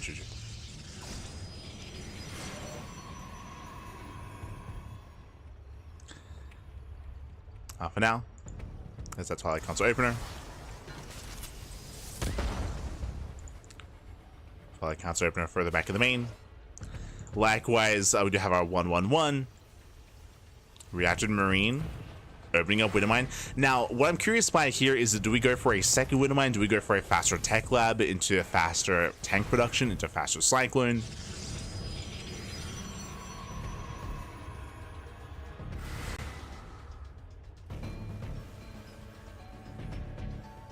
Here comes that drop. Yep, it's going to be Widowmine into Tech Lab. Not a double Widowmine drop, so a faster Tech Lab here from the Terran. With this, we can go into earlier tank production. We can go for an add-on swap, I suppose, add-on swap here into a faster Banshee play. True. There are different follow-ups. As here comes the drop in. Yep, there we go. Tank production is on the horizon for Reyna. Opening up Marine, Widowmine drop. Let's go. Reyna does move out.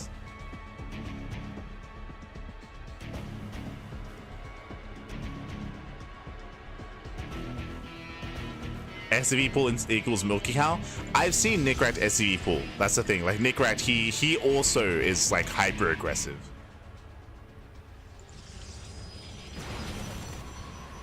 I mean, that's how we beat Max. I mean, no, to be fair, Nickract did 2-base all in Max, but did not SCV pull in that series. Ooh, as Stalkers, they do fall down. 1-2 Stalkers will be falling. Brutal pickups here already. Reyna popping up. Chasing down that final Stalker. Another Stalker does warp in. Oh my god. Medevac does pull away in time.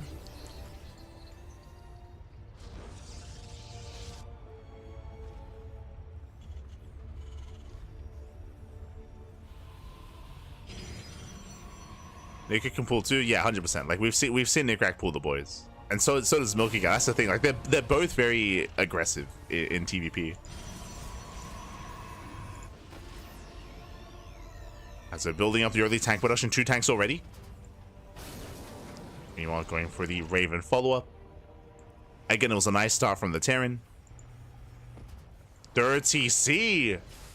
No second or third racks. Okay. This is actually quite fast. Quite a fast third. This is not Nickract. Like, Nickract, no shot. Nickract will get a fast third TC like this in TVP. No shot. Milky Cow, is that you? Maybe. Maybe.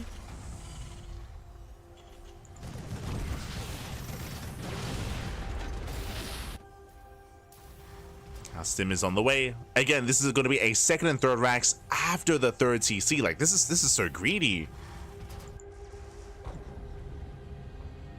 Hold up. Well, this is when we start going big brain. Remember, if if Fata Morgana was not spirit, is this spirit?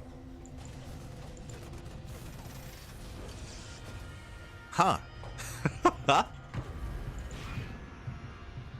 That's the question.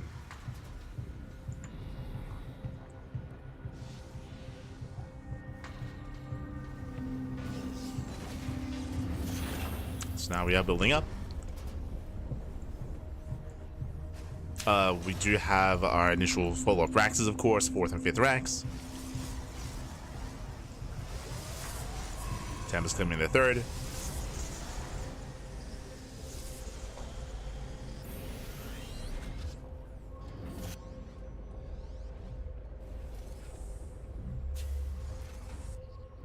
For now, we're settling into a longer game state. Double Raven as well.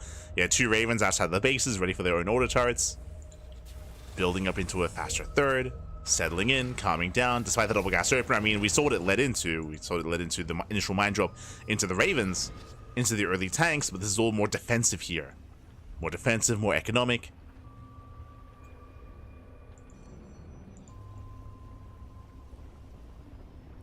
Oh, does notice the observer. I was about to point out. Does notice. Nice catch.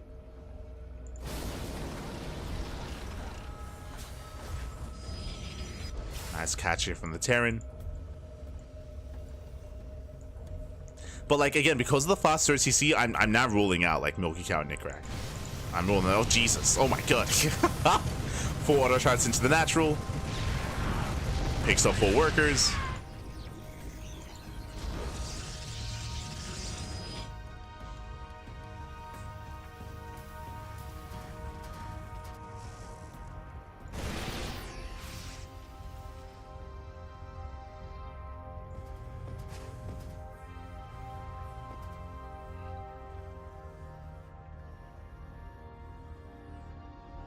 Likewise, Tempest getting into initially Colossus, followed by Disruptors. I think what's important here as well is that Tempest is switching up his style. Remember, the last time we saw Tempest against Terran, he went for a Stargate opener into Phoenix Colossus. Now we see a Blink-based opener into Charge, into Fast Disruptors, into Double Robo Disruptor.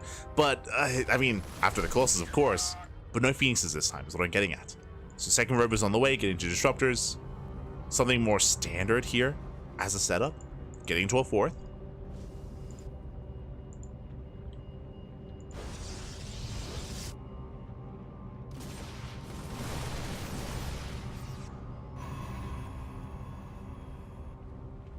We are building up. Possible air attack on the way. I mean, has of course confirmed the Colossus. Reyna going for the 4CC. 4CC now in production, and we're getting to a longer game state. We're embracing a longer game.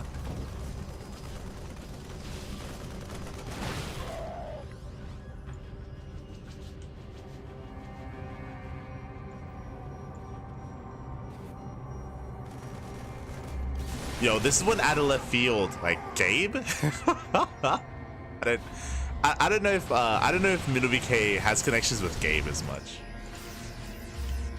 So I'm not really like considering Gabe or Clem. But meanwhile, drop towards left hand side, going for the base. The base is gonna go down. Massive pickup. Yeah, Tempest out of position. Likewise pushing on the right hand side as well. Reyna going for the split push. Doing well for himself. Never going up. Oh. Never does go up. Does connect. Decent connection, but the tanks are getting within range of the mineral line. Probes are falling.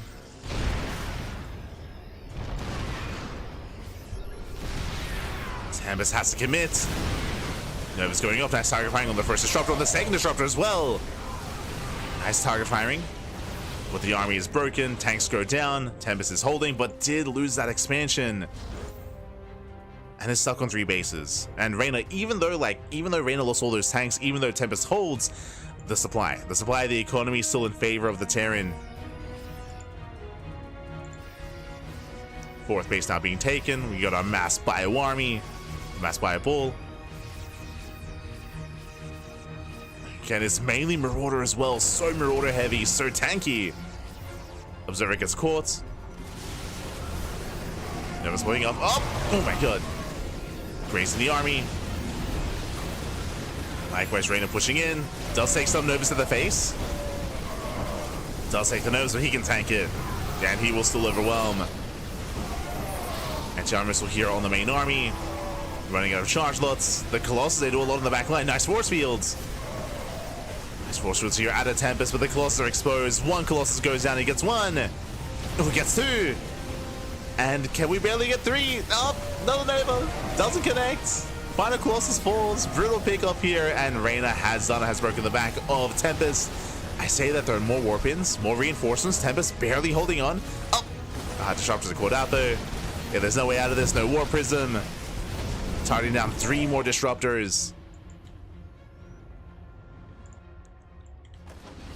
Reyna does pull away.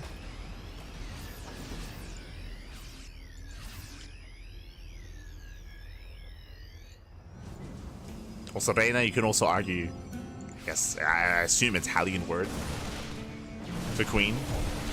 I'm assuming it's the same in Spanish. True.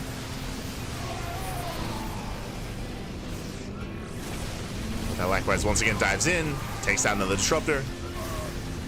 Oh, and another. And another. Oh my god. Tempest, calm down. Oh no, he cannot handle his balls. Novas, they get thrown away. Disruptors thrown away. And Reyna again has done it, breaks down another expansion. GG gets called, and Reyna will take it. Game number 1 will take the game and will become our new King of the Hill. GG. Queen of the Hill. Let's go. GG. GG, well played. With that, Reyna will claim the win here. Very impressive performance, very strong play here. Again, faster 3rd CC, getting into a 4th place as well, embracing a longer macro game and pulling apart their opponents. Very impressive here. And we are going to be able to experience more games from this Terran player. So if you're a little bit on the fence as to who they are, if you're a little bit uncertain, we're going to see more. We're going to see more, so you can get more information as to who this player is going to be. Otherwise, exclamation mark guess in the chat to place your bets.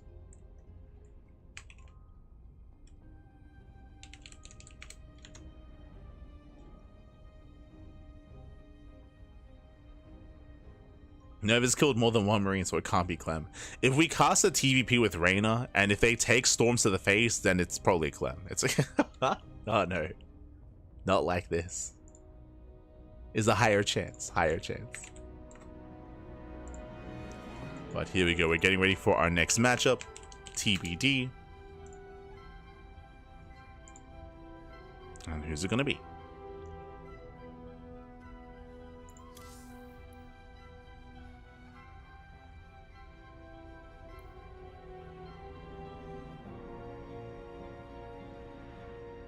Who is going to be here? Whew. As again, we are now past the halfway mark when it comes to today's broadcast, when it comes to our day 1 of the Anonymous Cup.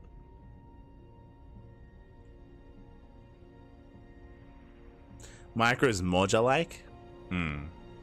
Yeah, that's another play that I wasn't really thinking of. Moja is another option. True. It's another option.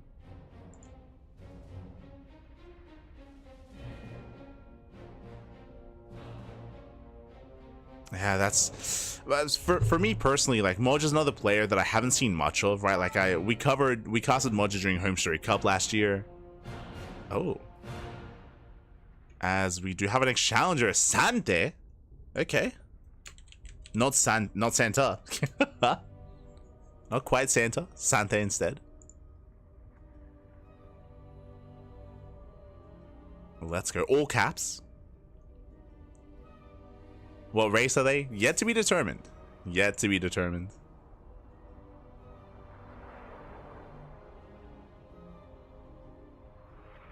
Will today's names be revealed after the tournament is over or after today's games? That's a good question. That I cannot answer.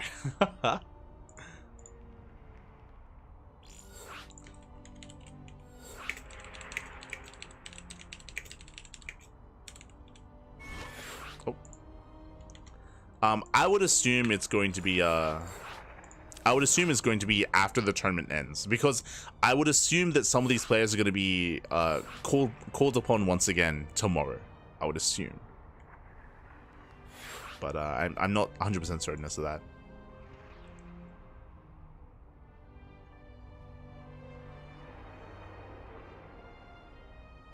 You know what? I'll ask Mindle. Will...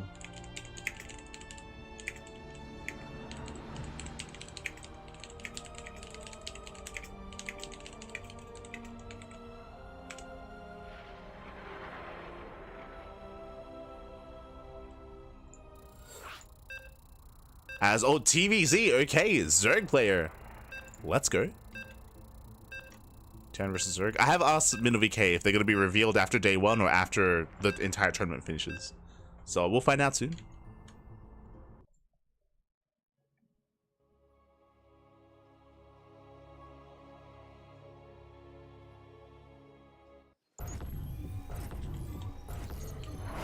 Here we go, spawning in the top left-hand corner of Acropolis. Oh my, it's a blast from the past, man.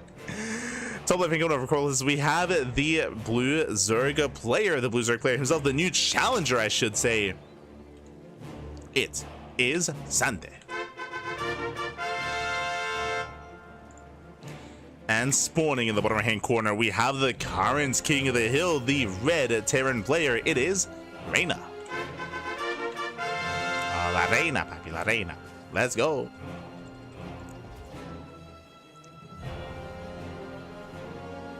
Here we go as we are settling in to, I believe, one of the very old maps in the tournament map pool here, Acropolis. Has been quite some time. I say that, am I mixing it up with another tournament, with another map? Let's have a look.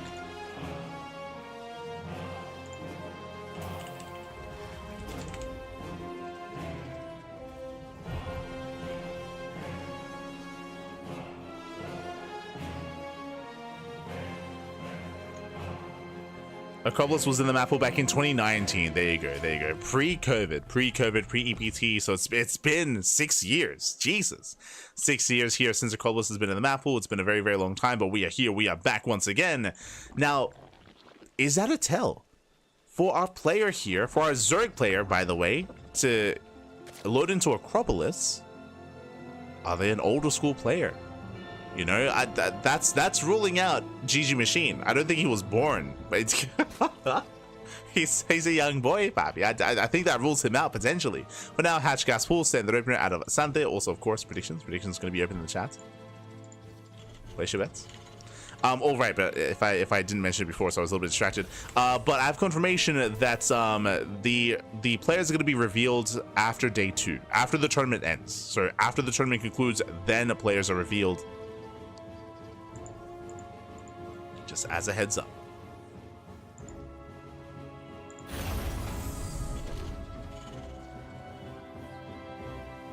But here we, oh my god, as we are rushing roaches, my apologies. I mean, it was a hatch gas full, but the roach one has been thrown down. Aggressive, very aggressive build here from our Zerg.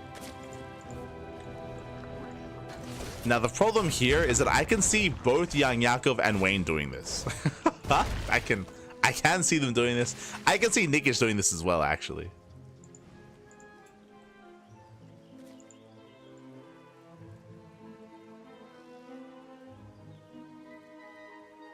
As the Reaper does rotate. Behind this third CC before Starport. Economic build here out of our Terran player. Does open up economically. Likewise, roach production has begun. Going to be 5 roaches so far. Now, this could just be 5 roaches into an expansion into a third. As we're getting up to 8 roaches, that's a big commitment here. Reaper does confirm lack of saturation. Goes in, gets eyes on the roach one. He knows what's going on. Behind this, we have our starport on the way, going in towards Banshee play. Bunkers are being thrown down on the low ground, and behind this, Sante is droning. This is not an all-in. He's droning up. It's going to be an 8 roach push into droning, into saturation, into an expansion.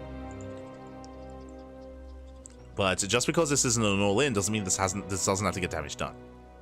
Here we go.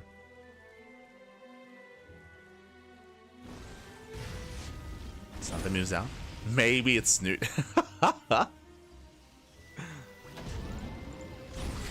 You know, Reina responding here with King Shell Marauders. Marauders are on the way. King Shell as well. Roaches poke in. With all these Marauders. Oh, the body blocking! Oh my god! Happy, calm down. Slick moves. Marauder does bust in. Roaches, they barely get away. I believe not a single roach has gone down so far. Clean control out of our Zerg. Very clean. Pulls away in time. Getting a third base.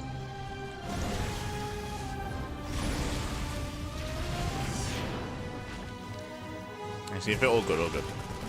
All good. Blast. Oh, they take down 2 SCVs. Not bad. 2 SCVs going to be falling. Bunker will fall as well.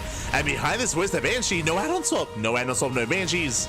We have Bunker on the high ground, thankfully. Reyna does hold. Does hold onto the ramp. CC forced to lift. And instead going into a Viking, going into faster stim. Bold move, not going for Banshees despite the road space opener. Very bold move. Oh, need Overlords. Behind this, Sante double expanding. Taking more bases.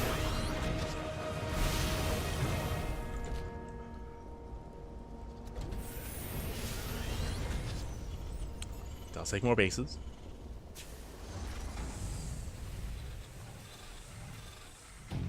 It's a reference to the LOL character? Maybe. Maybe? I don't know.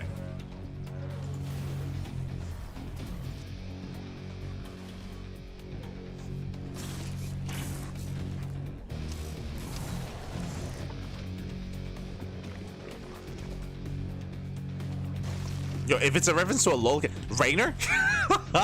Sure. When I think League of Legends and a soccer player, mate, Rainer, Pat. If that's true, he could be him.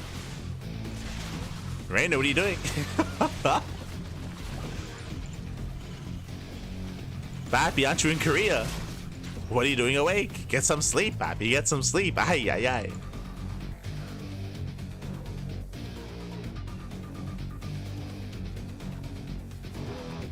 Hellion does move out. Hellion's doing it into the mineral line, getting it 2 drones, not bad. Does rest him up.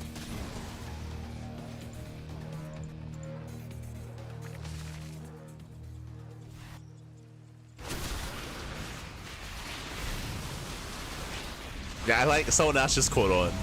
Rainer plays League of Legends, so clearly it's yeah.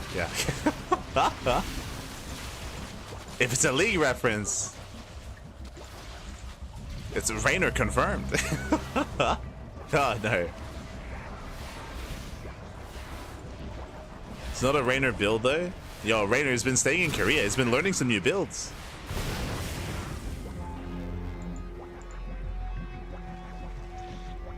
Learning new builds.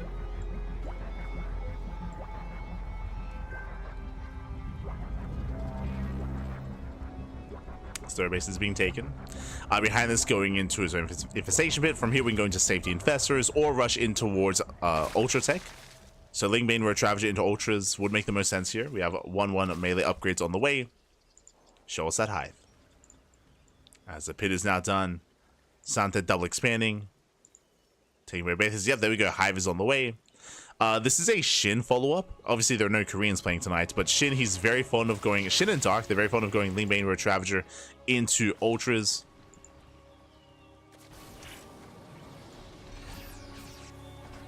If our Zerg player here isn't from the CIS region, honestly, I'm like leaning towards Mixu. I know that Mixu likes to emulate Dark when he can. And GG gets cheese. Ling Rama gets across the map. GG gets called. Sante, before we can even think about the Ultras, Pappy, pops off, breaks on through. And Sante, he will claim the game and take down Reyna. GG. Oh my god.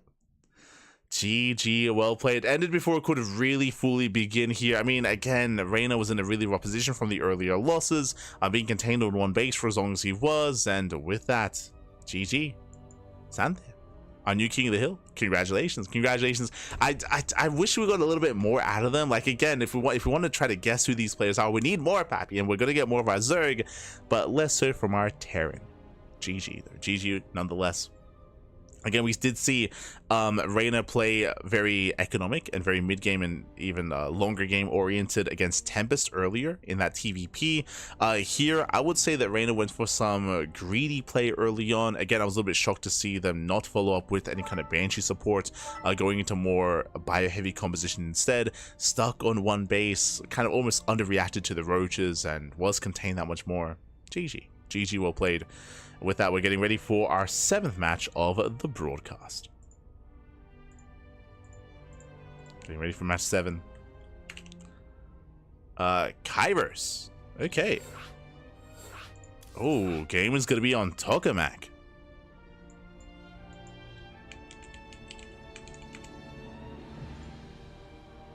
Here we go.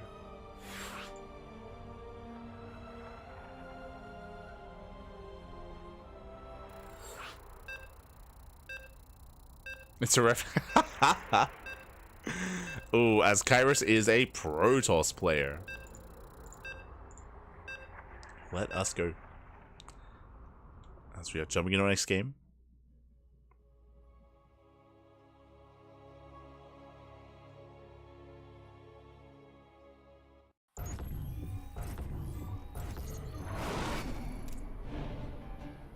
As spawning in the bottom left-hand corner of Tokamak, we have our current King of the Hill with 1 win under their belts. We have the blue Zerg player. It is Sante.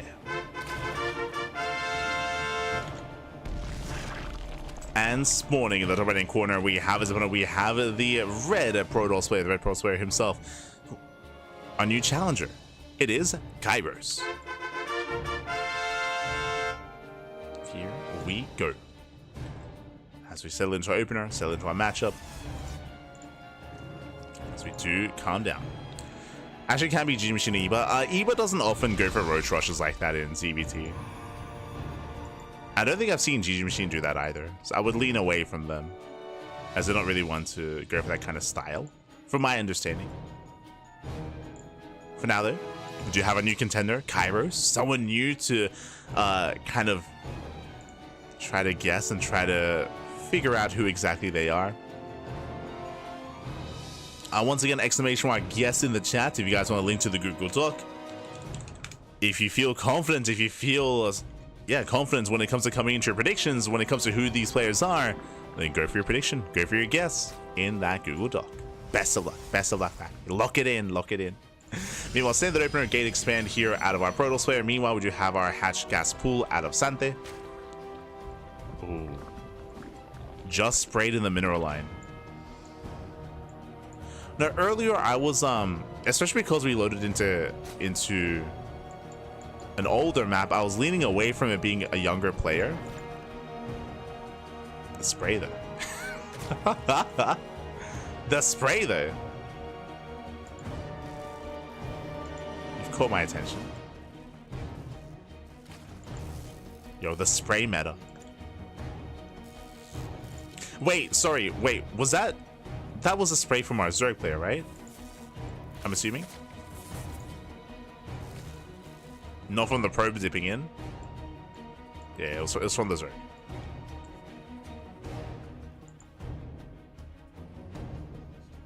You know who I think of when I see a Zerg player spraying? I think of Fiant.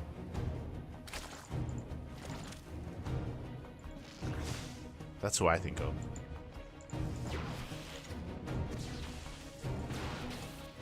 I'm not saying that that's who that is, but like that's just where my mind goes.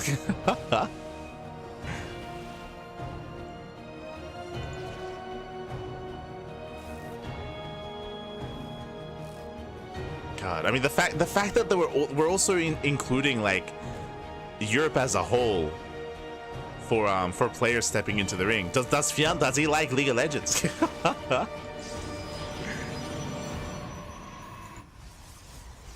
But now though, I have initial Stargate opener going into the Oracle.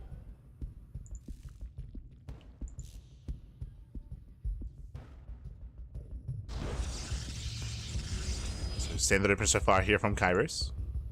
Likewise, hatch gas pool, still joining, nothing too crazy out of our Zerg player yet.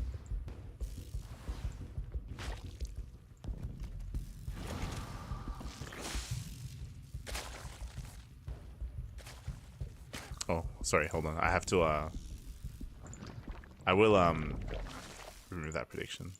There we go.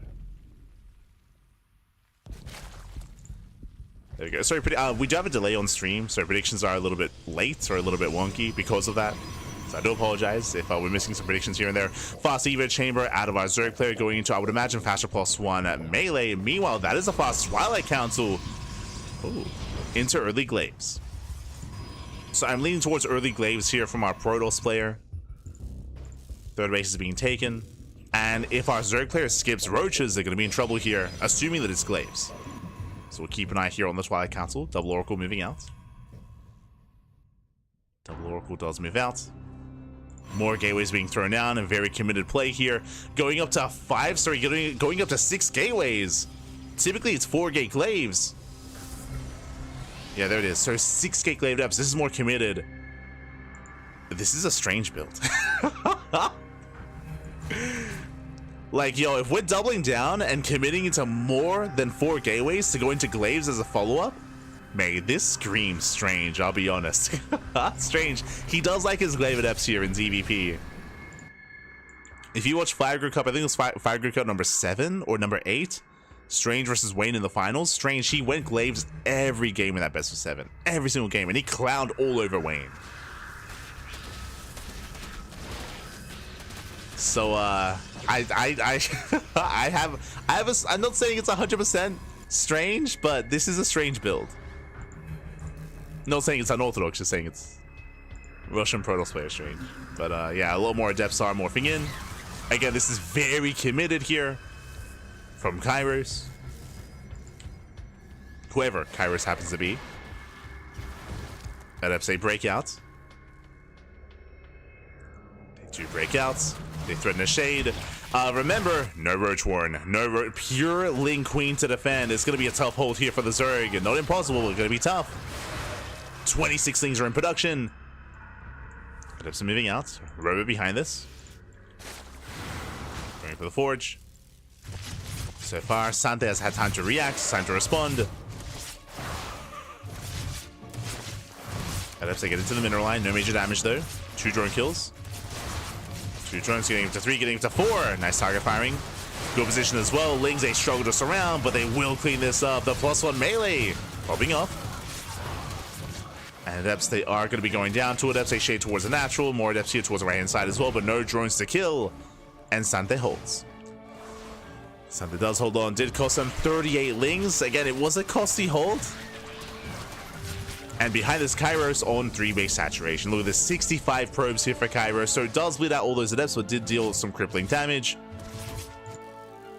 Does pull back. We have +1 and Blink as a follow-up. And if these Lings don't do any counter damage, then Kairos is in a good position. Well, Lings going for the Stalker. Do you have a defensive weapon back at home?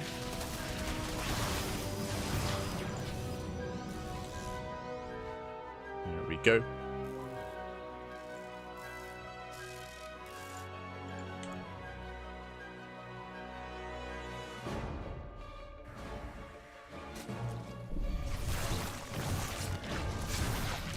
It does pull back. Likewise, ooh, getting another worker. Oracle goes down. Bit of an extension here from Kairos.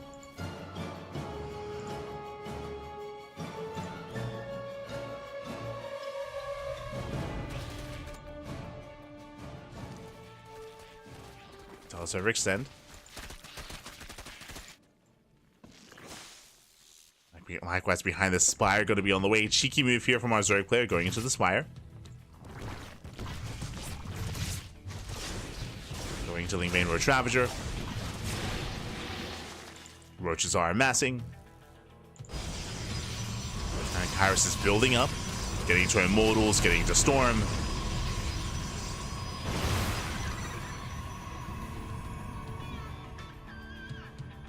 Just fully walling up here. More cannons, more shield batteries.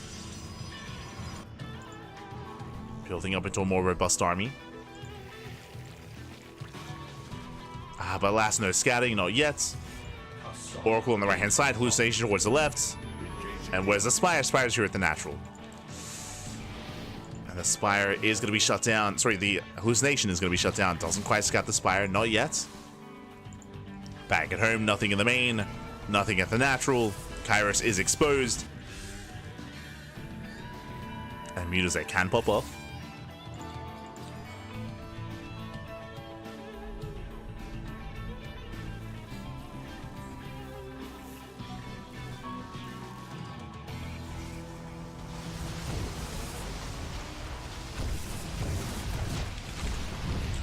Yeah, as mutas they are revealed, going to be getting taken down to 8 workers already.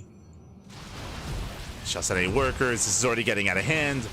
8, 9, 10 probe kills. Does opt to fight the Stalkers and will bleed out some mutants in the process. At the same time, Kairos is pushing in. Yeah, Kairos has had enough. Does break out. We do have a surround coming in though. Lings, they get past the Storms.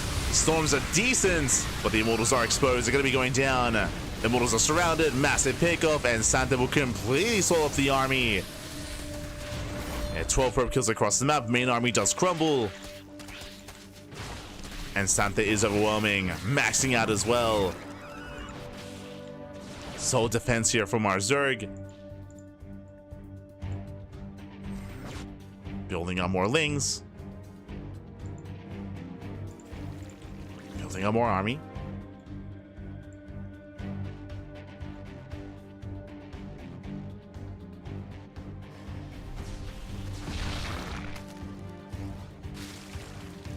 Guys, massing on more Ling Bane.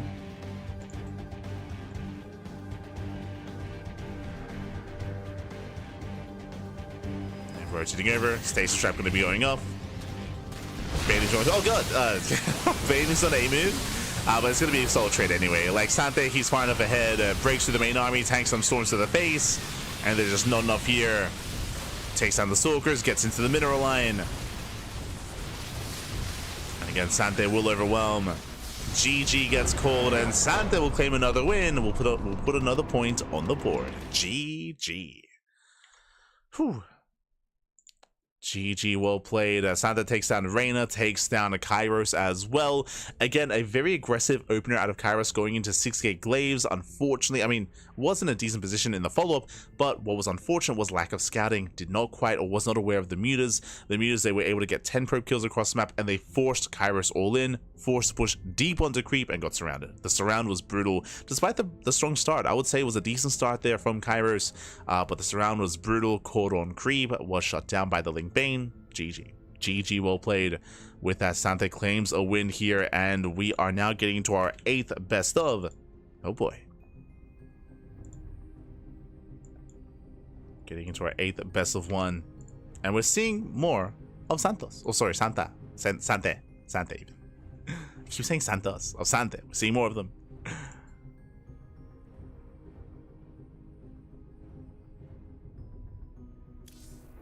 I'm still not fully convinced as to who they are.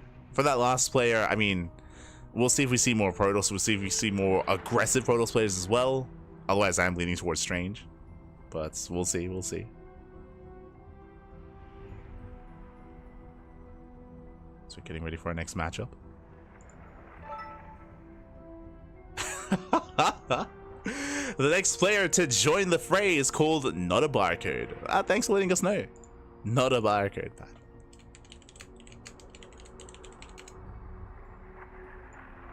Good to know.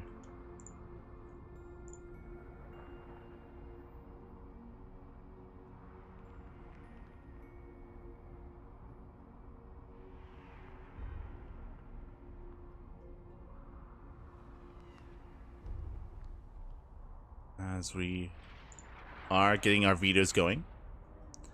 Videos are on the way, and again, we're nearing the end of the broadcast, so this is the 8th best of 1, and we have 10 in total. 10 best of 1s in total. So we are nearing set end.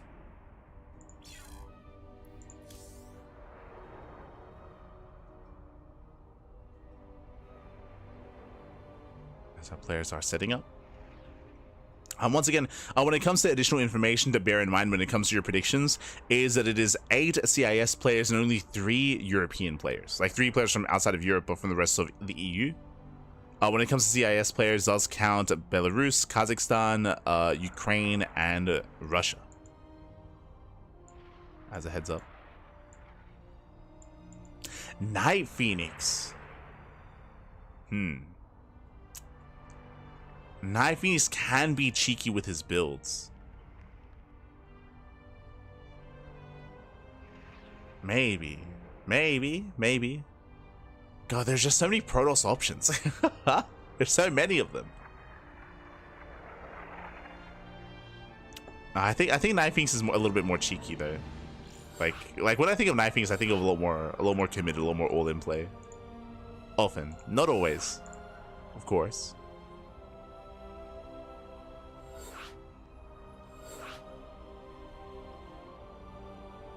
For now, though, we are setting up. It looks like our next game is going to be on Eternal Empire. This was a map during the COVID era of StarCraft. I want to say like 2021-ish, 2021 era of StarCraft. Not too long ago. And another barcode is another Protoss. Oh boy.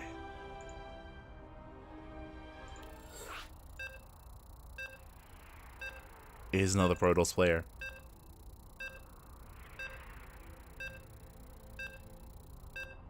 Let's go. So we're here to experience another ZVP on a very large map, by the way. For those that weren't around for the era of Eternal Empire, for its time, it was the largest map in the map pool. Massive map, a lot of long late game, a lot of split map scenarios as well, a lot of sky toss. A lot of sky toss on this map. It's, god. I remember casting like over an hour-long game on Eternal Empire, infamously so. I think we casted... oh my god, was it Knee versus Gung Fu Banda? I think so. Yeah, Knee versus Gung Fu Banda during the TSL 6 qualifiers. Jesus. It was the NA server qualifier, I want to say. Knee versus Gung Fu Banda. It was brutal. It was a long game. Jesus. Skytos versus Skytos. For now, though, we're going to be jumping in and spawning in the top right-hand corner of Eternal Empire. We have our red Zerg player leading the series 2-0, or I should say, the current King of the Hill with 2 wins under his belt. It is Santhe. And spawning in the bottom left-hand corner, Highland blocking his opponents, we do have the blue Protoss player. He is not a barcode. I mean, he is not a barcode. The new challenger. Let's go. Let's go. And again, if you have any strong feelings as to who any of these players are, I mean, it's a little bit too soon for another barcode, but for Santhe, then of course you can commit to a prediction here with !guess in the chat. You'll get a link to the Google Doc, so you can place your prediction as to who you believe some of these players are. Meanwhile, Gasless Opener. Okay. Bold move. This is a very specialized build. I mentioned earlier that the build that we saw from our Zerg player here on Acropolis was very like Korean-esque. I'm referring to the Roach opener getting into Lingbane Roach into Ultra Tech, right? It was in the ZVT. Going for a gas opener as well. I mentioned that like the previous game did feel very dark to me. This one as well. No, say it's not Korean, obviously. There are no Koreans in here, but the build itself, like I'll be honest. We cast a lot of StarCraft on the channel. I don't think I've ever seen Wayne or Young Yakov open up gasless like this. Like I don't believe I've seen that. I have seen that from players like, you know, Fiant, like Iba, like Mixu. These other Europeans, like I've seen them like mix this in. Just as a heads up, again, I'm thinking back, like I don't believe I've ever seen Wayne, Young Yakov, or GG Machine open gases before. Oh, wait, no, so there wasn't. I mean, this wasn't gases. My apologies. Sorry, I'm getting ahead of myself. Scratch all of that. Standard opener. Hatch gas cool, but faster third base. Okay. In my brain, I was thinking of a ZVT. God, I scratch all of that. But yeah, interesting. As things are building up. Sorry, was a hatch gas pool into a faster third. But it's all about being greedy here on Eternal Empire. All about cutting corners. Once again, another older map as well. True. Once again, another older map. From here, pulling out of gas. Nothing crazy. Droning, saturating. But yeah, I do apologize. For some reason, I just didn't register the gas myself. Look, Pappy, it's 4 a.m. here. I'm sorry. 4 a.m., Pappy, 4 a.m. Dowlings, they poke in. 2 poke in. But again, Eternal Empire, it's been a long time. Definitely a lot of trauma on Eternal Empire. Like Skytos, a lot of mech as well on Eternal Empire. Oh, dark times. Yo, este Isaac in the chat. True, Peruvian Zerg player. Kappa. From here, we're just droning up. As a reminder, last game we did see plus on melee commitment to Lings early on, referring to the game against Glaive Adepts. Into eventually Lingbane Roach Ravager, of course. This time still droning, still saturating. We do have double Oracle moving out across the map. Likewise, we do have a standard follow-up here. Forge, Twilight Counts, Winter Plus on and Blink.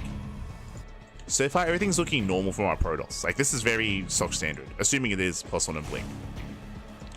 This is different though. Double Oracle into a later Void Ray. Okay. Later Void Ray after out of Note of Barcode. Oracle's gonna be zoned away. Gonna be forced back.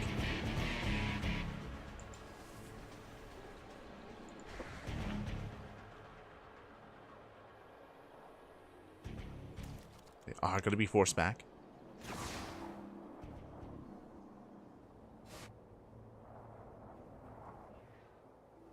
As we do have that standard fall. The Void Ray is throwing me off a little bit here. Like, it's not common that you do follow up with a later Void Ray like this. This does feel a little bit more stylistic. Lings, they collapse on in. Once again, plus one melee on the way. Oh. Game paused. Hopefully everything's okay. Do get a bit of a pause. Oh, good. Oh, literally for a second. Literally for a second. Resumed.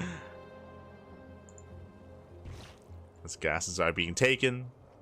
From here, this should be into a lair into Hydras.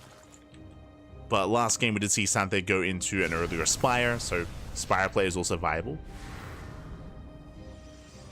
Into Mutas.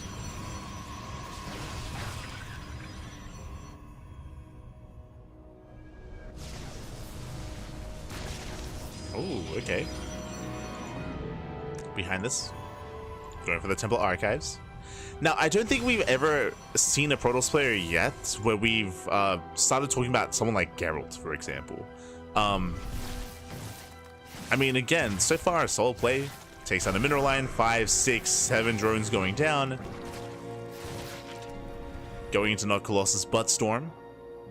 So far, really standard play. Meanwhile, we spoke about this earlier, actually. We have the Spire and the Hydrogen on the way. Okay, Santhe.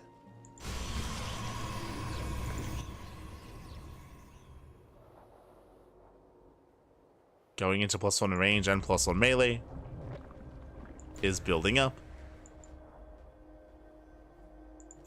Void Ray does come in from behind and does see everything. The Void Ray does confirm the Hydrogen and the Spire as well. Sees it all. Yeah, massive scout here from the Void Ray of all things. Like, not an Oracle, not a hallucination, but the Void Ray. Does scout, does confirm. You know, the value Void Ray. Lings, they collapse in from behind. I believe we do already have a safety Phoenix. Yeah, one Phoenix does pop out. Lings, they come in for the full surround. Ooh, forcing a cancel. Do cancel the expansion. More side defense on the way.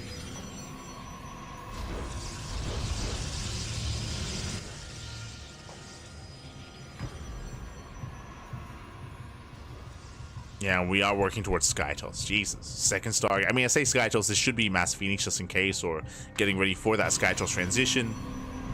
We're playing more defensive. Building up back at home. Wings, they come in for the surround. Oh, forcing a cancel. Not bad. Santhe pulls away.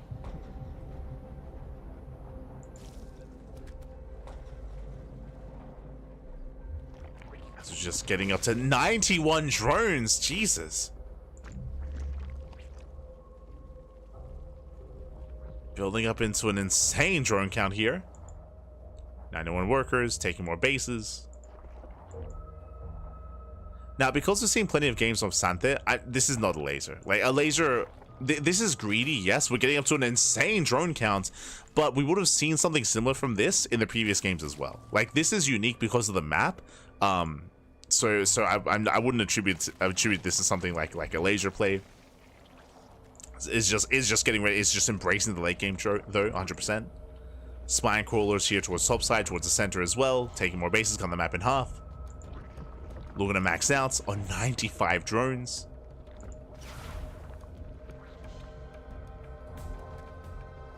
Which is insane.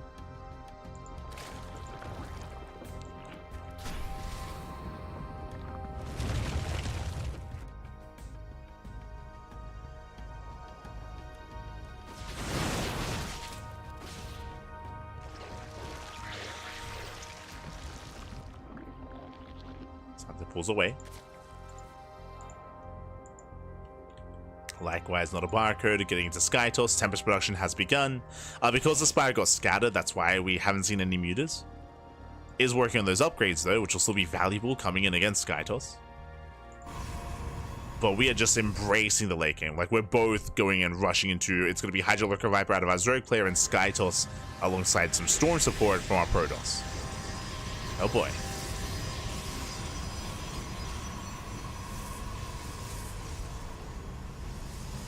Here we go.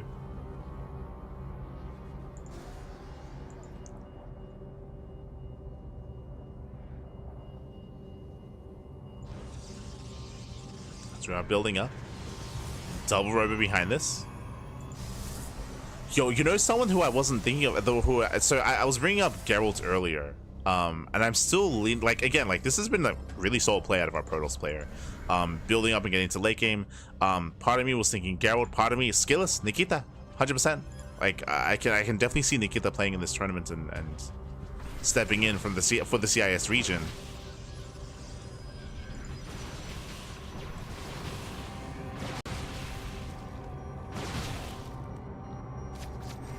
But we'll see. It's still early, right? Like, it's still the first game we're seeing not a barcode.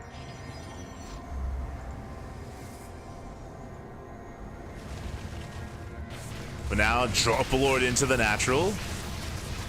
But there are cannons in position, warping as well. The drop lords, they do nothing. Heading into the main.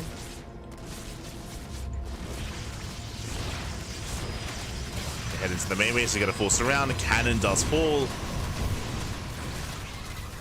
Things are being cleaned up. Ooh, taking down the High Templar. Nice catch with the Lings. Lings, they get 10 pro kills in the main. Not bad. Likewise, the space is being denied. The Lunkers are in position.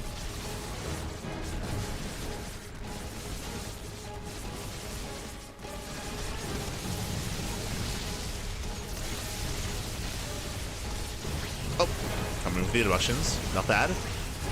Gets one, takes down one Tempest. Takes out another.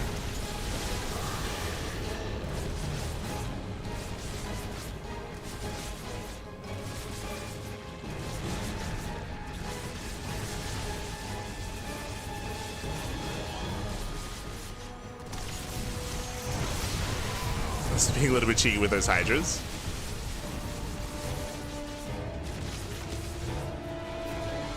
Taking down the base. Blackcrest moving in. Oh! Going to the Tempest. We'll bring it down.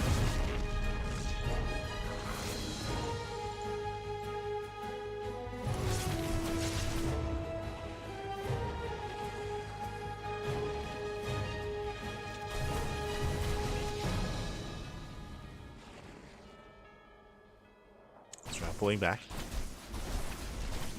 To pull away. More Tempest still building up.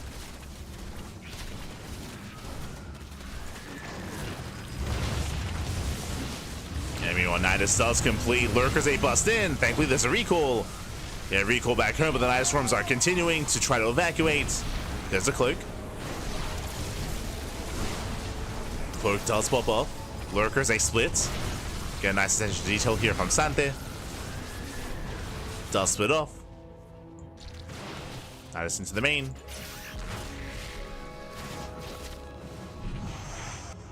Santa being active, but running into a wall of side defense. Jesus. that's a lot of cannons, that's a lot of shield batteries. We'll shut this down. Storm connecting as well.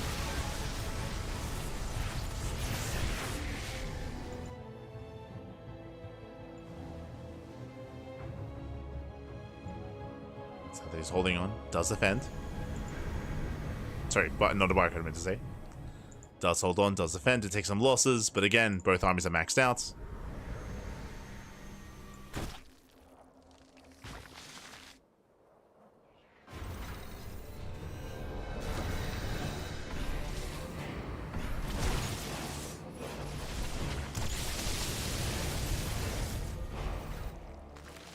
Also, I think I know who this red player is. I think.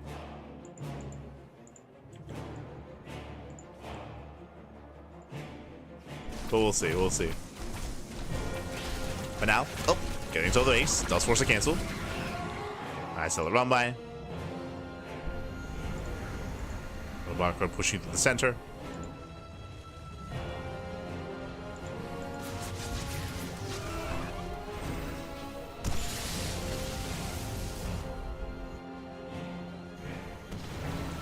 Oh my god, the storm, Jesus! Storm's catching out all the lings. The bait was real. At the same time, though, big distraction. Knight is into the main. Little barcode out of position.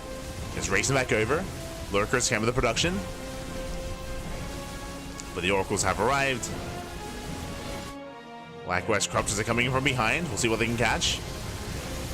Tempest, they shut this down. Gotta clean up all the lurkers. Nice clean up here from another barcode. Corruptors are coming from behind, but there are the storms. Yeah, storms do connect. We get a power bomb. Power bomb here on the Tempest. We're getting so much damage. He does stack. Yeah, late split, but does save the Tempest. Tempest is saved, and what was that? That was 12 lurkers going down, 6 corruptors as well. That was a much better fight for the Protoss. Bleeding out mainly zealots and 14 probes. The banks are building up.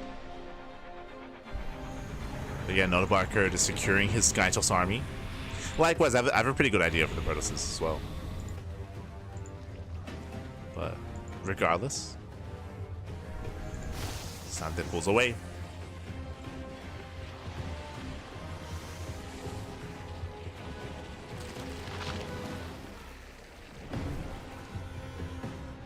Eli doesn't know who it is. No one knows.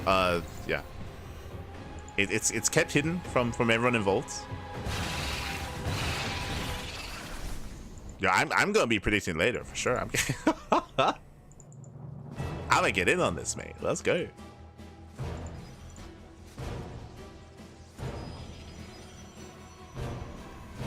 Zunkas are moving in. Oh.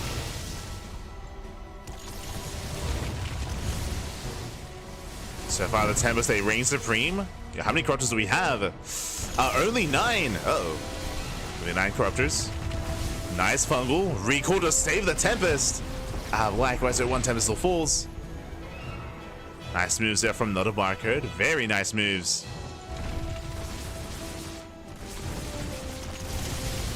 Tempest once again still moving in. Oof. Feedbacks here on the army.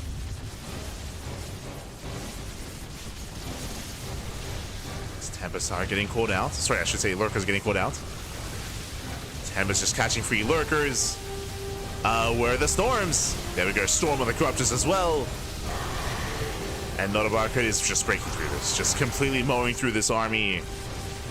Takes down the lunkers. Barely does save this High Templar. Zealot run by running into a wall of spines. More zealots on the way. Zealot run by as they continue.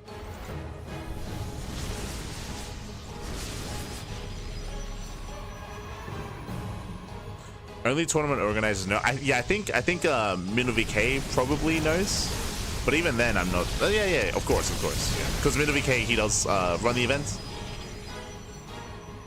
and he invited the players, obviously. So,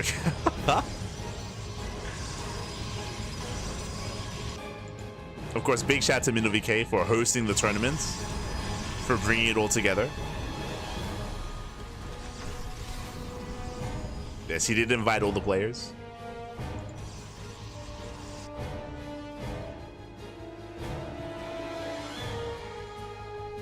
And of course, shout out to Hatsu for adminning as well. Behind this, going into Corruptor Ultra. Now, the purpose of going for an Ultra switch like this, which is better than Lurkers, is that this has more dive potential. The goal is to get on top of the High Templar. Ooh, nice catch. Nice catch on that Infestor.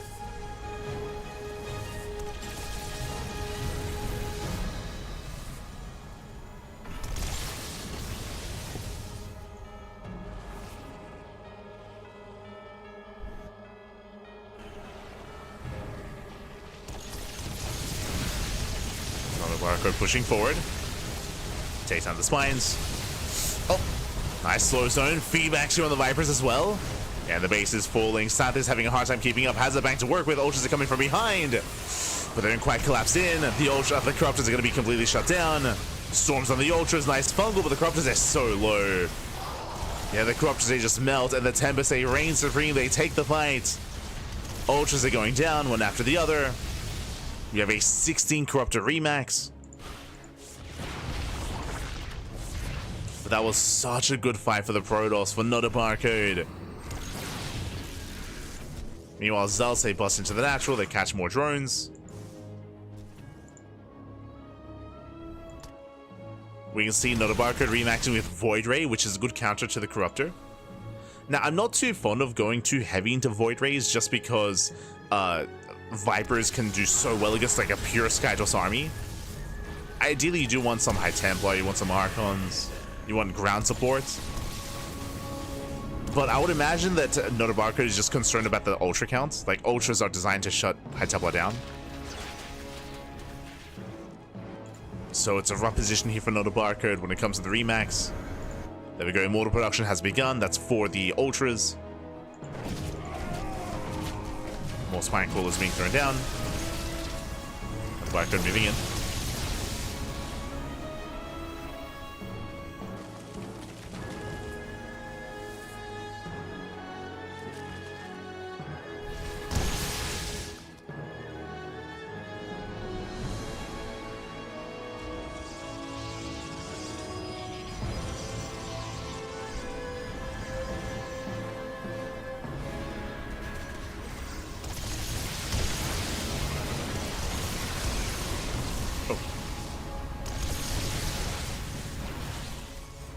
Zoom through most of this creep.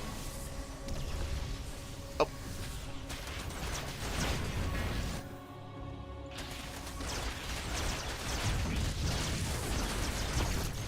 Likewise, that Quad Remax coming in. Nice Fungal.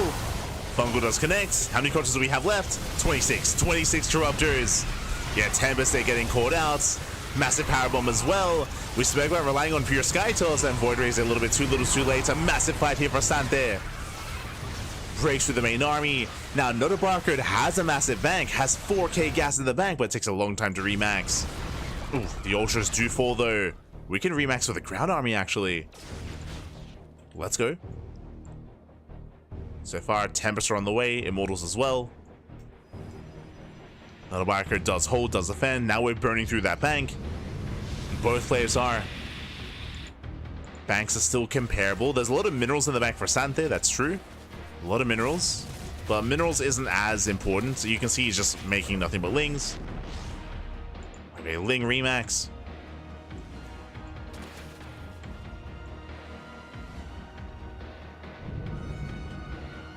Not a Barcode rotating over.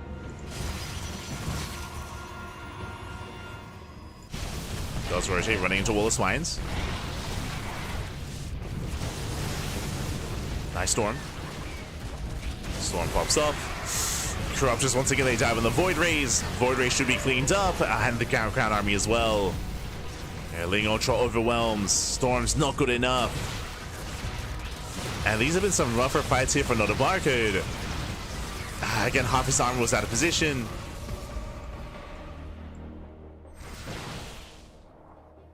Oh, the Corruptors are low. Archons doesn't take much. It doesn't take much here. Corruptor's gonna be forced back. Ultras, they get cleaned up. Better fight for Not a Barcode. We have 10 more Corruptors on the way. Going into Corruptor Hydra Ultra. Okay. Interesting. A little bit of everything. The Hydra's on the way. I believe those Hydras may just be for Lurkers to go back into Lurker tech. But there we go. Not a Barcode breaks through the main, breaks through the defense. Storm on the Lings. And the fight does barely go the way of the Protoss, but Bailey's a roll in to clean up the High Templar.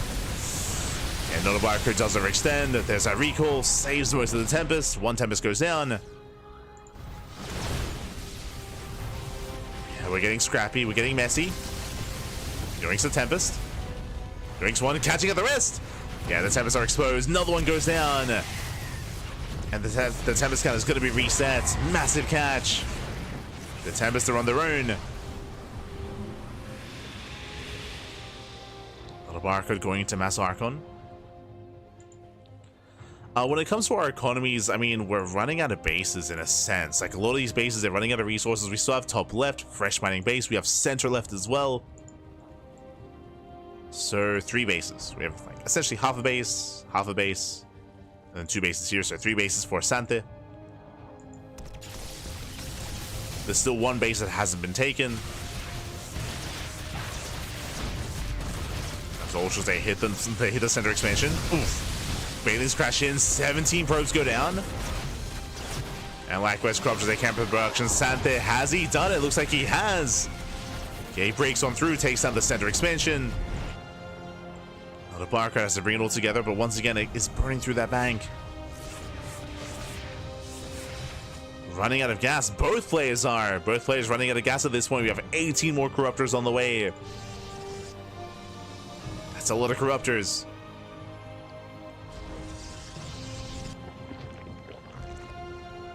Likewise, Sante rebuilding all those spine cores, all that side defense.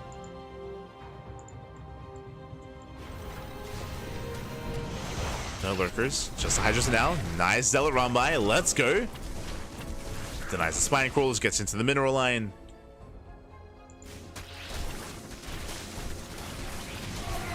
Zealots are going to be cleaned up.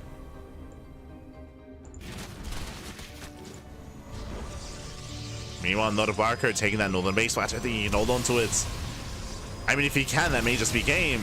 That's how many Corruptors? 25! 25 Corruptors. They don't commit. Slow zone does earn them away. But again, both players, they barely have any gas to work with. I mean, I say that. There's still 1,000 gas for Sante. Still 1,000.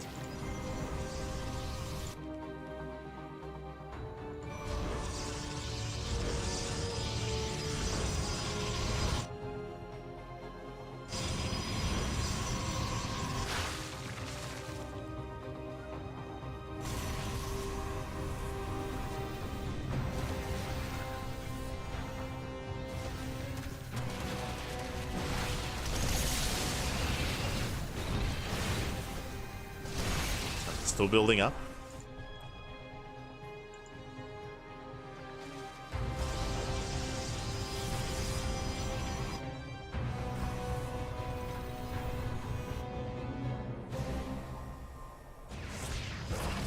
Things they do attempt to counterattack, forcing back some of the army. And again, something he has to use. He has 10,000 minerals. Like, he has to make Lings. Like, what else can he do outside of static defense? So Ling Rame forcing warp-ins.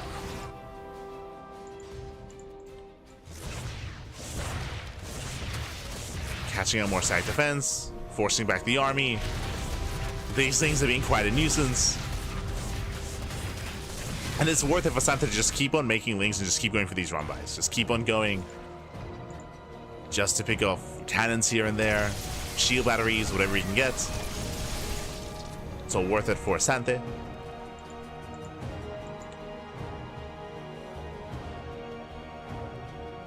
Feels like one of those 1 hour games that Live was like, we're halfway there, but nah, I feel like our players have been too active for that. Like, the hour-long games are when we turtle up and we don't fight. When we just stare each other down for like 25 minutes at a time. That's when you get those hour-long games. Here, Nota Barcode does take a fresh mining base, but has limited resources right now. Like, the bank is not quite there. Yo, the Burrowed Infestor. Looking for another fungal. It's 23 Corruptors. 23. Oh, gets a free Tempest. Free Tempest goes down. Not a barcode pushing into the bases. Has to be careful. Tells when it gets surrounded. Pulls back for now. Lings, they take over the Zelnaga. Oh, Infestor extends. Runs into the Observer. Does run in.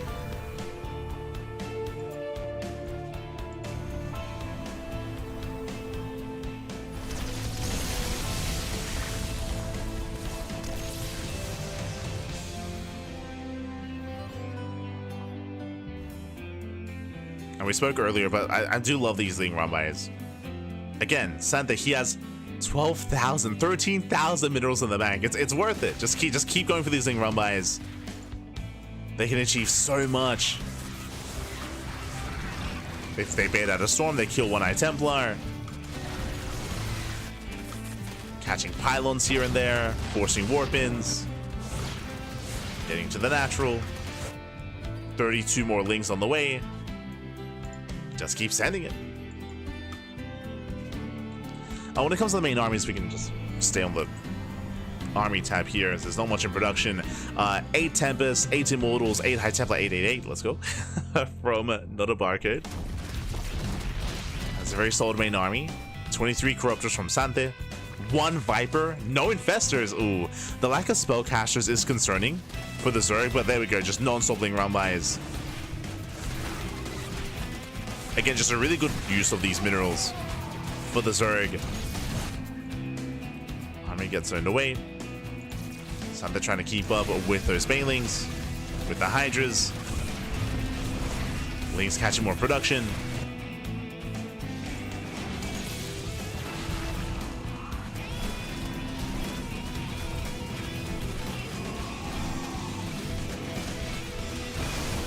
As these things are getting out of hand. Getting out of hand, getting out of control. There's a Tempest here to defend, but I mean, the Corruptors can try to snipe. Corruptors for now, they're being left idle. Just the Ling Rumbais, they just keep going, and just more Ling Rumbais. Like with 13,000 minerals, you can afford it. Keep going. Breaking into the main, going for the Nexus. Brings it down. Means recalls are limited. Oh! Corruptor's going for the dive! And they get the Mothership. Yeah, the Mothership does go down. Massive pick of Parabomb as well. On the Tempest. Tempest, they can tank a Parabomb, but that's quite a bit of damage. Likewise, Ling Bane on the right-hand side. And Not a Barker just being torn apart. Torn apart left and right. Was caught in between the bases thanks to the Ling Rumbais. And is denied a crucial mining base.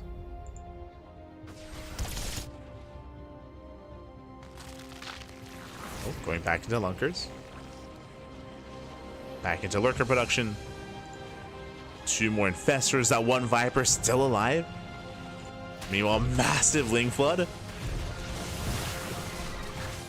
What is it to defend? There's just 1 Archon. And oh my god, the storm is... Jesus. Hold on a second.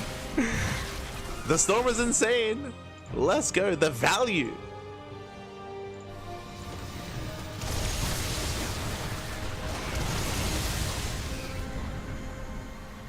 The cash money storms. Lings, they find some more cannons. They find another base. Again, we're running out of resources. Top left, 1 patch left.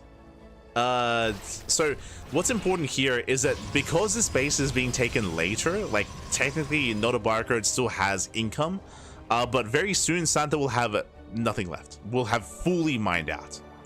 He has 1 patch top left, 1 patch center left. Here he's got half a mining base. He has a bank, of course, but the gas is my big concern for both players, really. I mean, I guess you can still keep just keep going for these Ling Rumbais. Still 9,000 minerals in the bank for the Zerg. Speaking of a gas bank, though, Zealot Rumbais. Well, we could have been going for earlier here.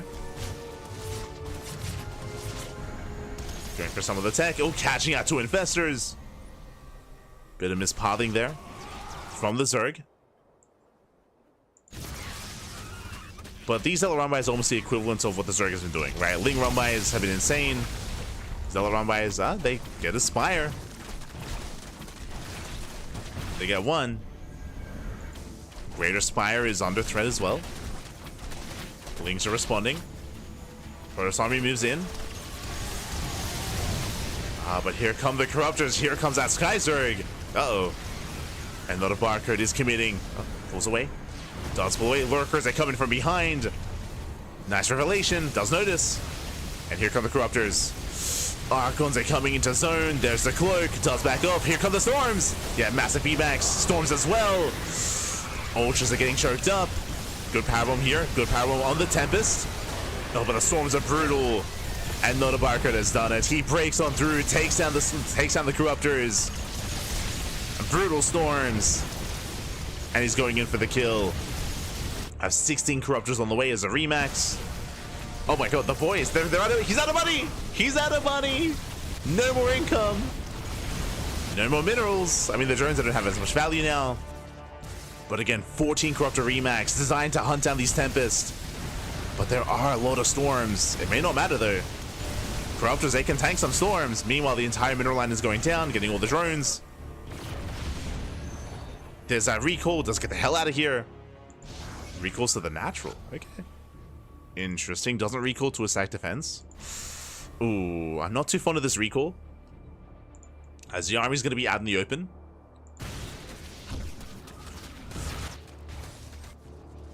The army has to race back over. Corruptors are amassing. The hive went down. The hive went down. No Vipers. No Vipers, no infestation, but no infestors either. 0 spellcasters for the Zerg. He lost all his tech. GG, he lost all his tech. GG gets called, and Not a Barcode will fight back. Will be our new King of the Hill. GG. Whew, oh my god. GG, well played. A very, very intense match here. Not a Barcode does prove his worth, does prove his mettle here. Oh my god.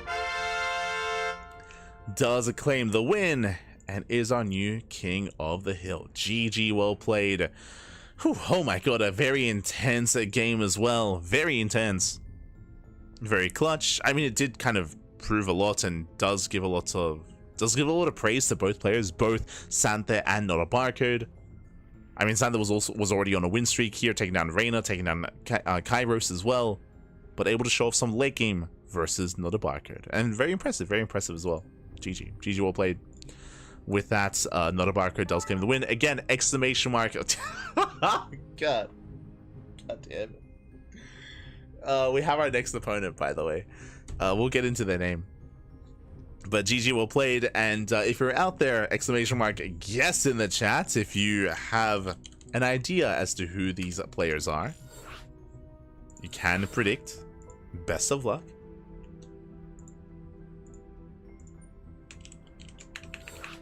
As up next, we have we have our next anonymous player. This is our 9th best of 1 of the broadcast. It's gonna be Not a Barcode versus Lady Gaga.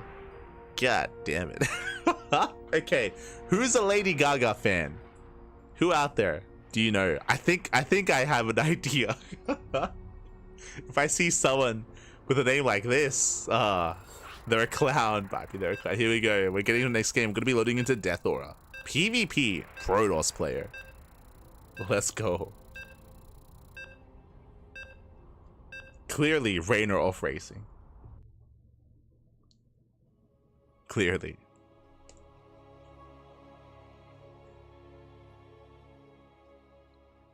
As we are getting into our next game, let's go.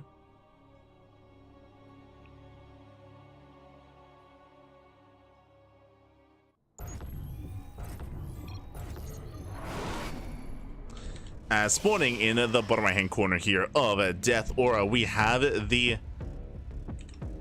red Protoss player, himself, the new challenger here. We'll see what he brings to the table. We'll see what he brings on an old map like Death Aura. It is Lady Gaga.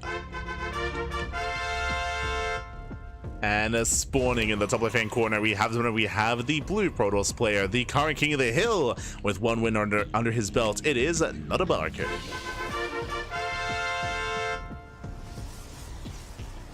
Zerg tried 100 things, Protoss simply stayed on Sky till Sin win. Zerg did made 100 links, if that's what you mean. But something that we were emphasizing is the lower spellcaster count that the Zerg player had, which did hurt them so much. If you remember, they were relying on one Viper for a long time and had a hard time retaining their infestors as well. Without those spellcasters, without a more complex army, it can be very difficult to contest against a Skytoss force. So yeah, I would definitely go with Cannon Rush. Yeah, no surprise here. Lady Gaga going for the Cannon Rush. This has to be Gref, by the way. The Cannon Rush is upon us. Forge gets thrown down. I mean, the name screamed it to begin with, I'll be honest, but we are coming to the Cannon Rush. I mean, to be fair, could be Bonan, but I think this is Gref, as we are trying to get past. Oh my god. As we are setting up the cannon on the low ground. Oh, probe does get sniped. There's one probe left. Pylon getting focused down as well, removing high ground vision. But there's still that high ground pylon behind this. There's still that high ground pylon. Cannon is finishing. The Zealot's going to be targeted down. Still has high ground vision. Not bad. The cannon is done. We still have a probe, but it's only one cannon so far. Second cannon's on the way. Behind this, no Cybercore. Defensive forge from Nota Barcode. There we go, going for the defensive cannon.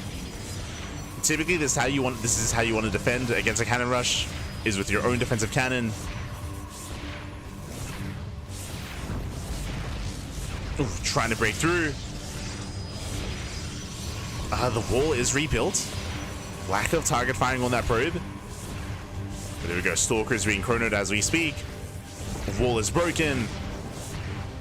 But we're just buying time, but the cannons are on the way. There's that high ground cannon within range, though. Cannons within range. Probe is being targeted. Probe goes down. No more probes. Yeah, no more probes. The cannon rush is running out of steam. And Nota Barcode has control of his main. Takes down the cannon. Stalker is out, and this should be a hold. This should be a D. I mean, it's going to be close in a sense, but I believe with this one cannon going down, you can actually fire upon the pylon without the other cannon being within range. As long as the Stalker doesn't go down. Yeah, and the cannon falls. Cannon does fall. With that, Nota Barcode does hold, does defend. Probe is out on the map, setting up a proxy. And Lady Gaga does have the higher probe count, true. Has a better economy, actually.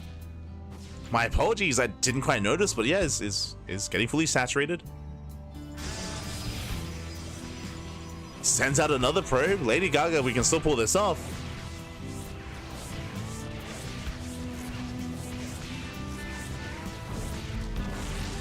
Oof. Yeah, is that one probe still providing high ground vision? Nota Barcode in a rough position here. May have looked solid in that long late game, but here, it's...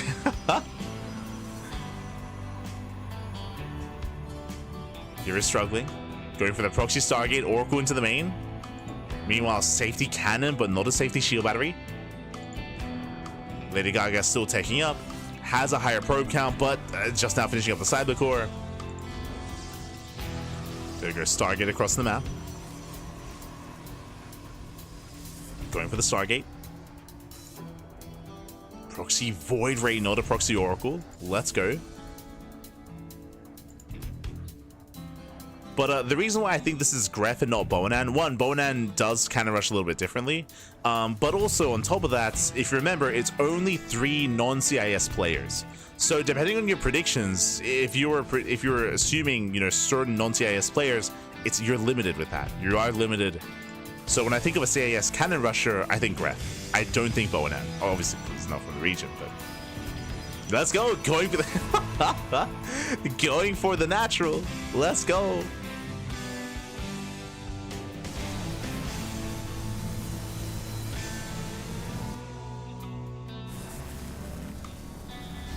As the pylon is going to be targeted down.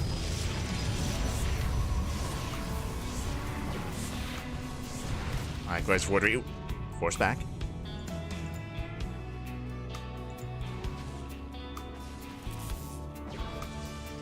Void Ray is going to be forced back.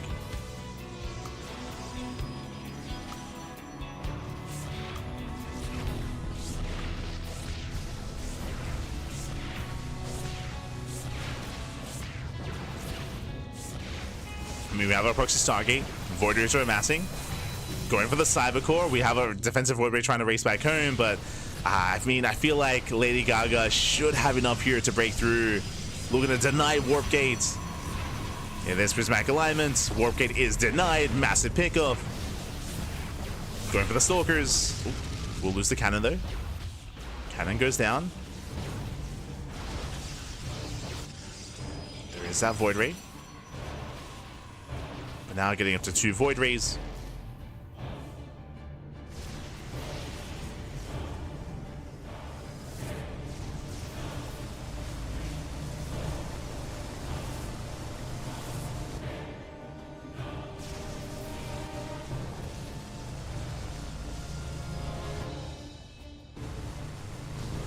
Forge does fall again. The Void Ray is just slowly getting more value.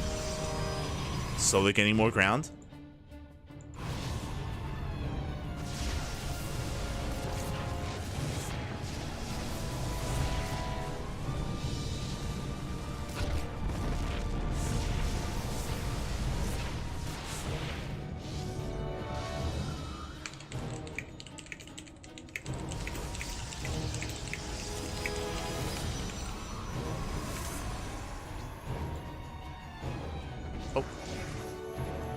Now does recall.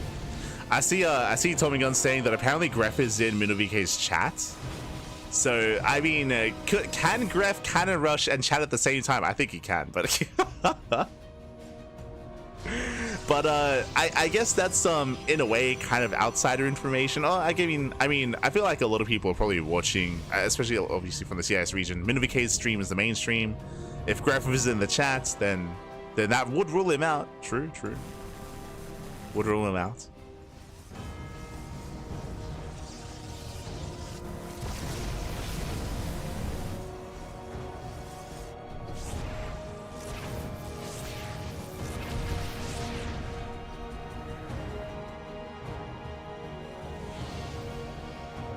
Say it's Michnek. I haven't casted as much Michnek. I know less of Michnek, but maybe.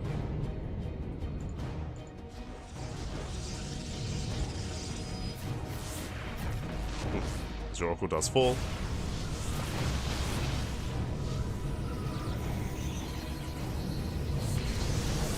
But see, that's how they trick you. If they can type something in the MinoVK chat while they're playing. But here we go. The Void Rays, a pop off massive prismatic alignment, catching out the Stalkers. GG gets called, and Lady Gaga does take the game, and does always our new King of the Hill. GG. Whew. GG, well played. And I would not be surprised if we see more cannon rushes from here, as Lady Gaga is going to be our King of the Hill coming into the final best of 1 of the broadcast. Let's go. Let us go. Again, Not a Barcode was looking very impressive in the last game on Eternal Empire in a long macro game, but anyone can be cheesed out. We've seen Zest lose to a cannon rush. We've seen Maru lose to a cannon rush as well. Cannon rushes, they can catch out even the best of players. Whew. I mean, we've even seen Hero be cheesed out as well. So with that, GG well played. Lady Gaga does pop off. And we're now getting ready for our final best of 1. Now, something that I was going to say, when it comes to your predictions, again, exclamation mark yes in the chat to get access to the Google form, to get access to the predictions. But bearing in mind, the Google form does let us know that only 3 non-CIS players are playing tonight. Only 3. So you yourself, when it comes to your own predictions, when it comes to who you think some of these players are, you have to bear that in mind and help that kind of dictate or indicate your decisions when it comes to who's playing, right? If you think, oh, this player was Spirit, if you think this player was, I don't know, like a Fiant or a Mixu or an Iba, or a Baby Marine, for example, then you have to like calculate that in your mind and be like, okay, if this means like if these are non-Europeans, sorry, if these are Europeans and these are CIS players, and like, you know, there's something that you have to juggle yourself as well when it comes to considering who these players are.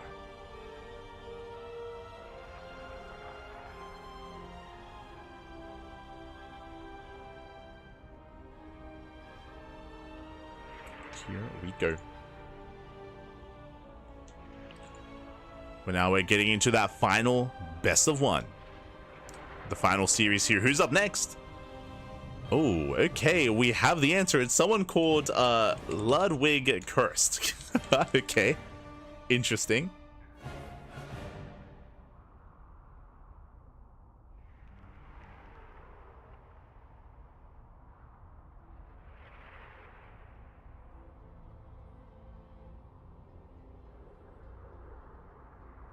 Here we go.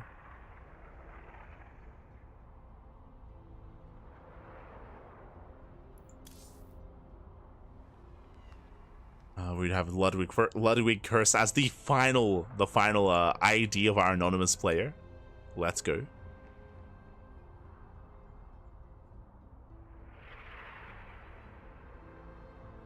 Any chance we at some point can know how many links went down that previous game? I would say over 200, but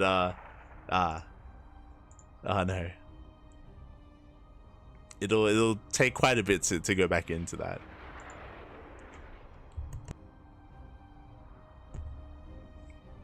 Oh no.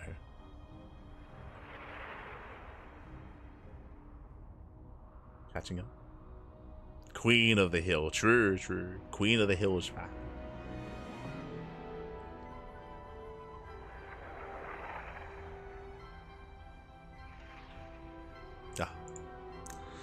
For now, though, again, we are going to be settling in. I still don't know who Ludwig Cursed, what race they're playing. We'll let you know soon.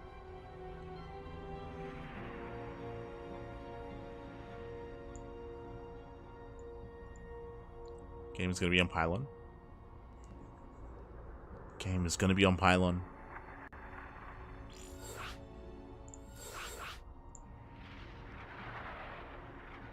And again, this is our final series. What race are we? Let's go. We're here to find out. Of course, Lady Gaga, the reigning King of the Hill. And it looks like a PvP. Okay, another Protoss. Another Protoss player.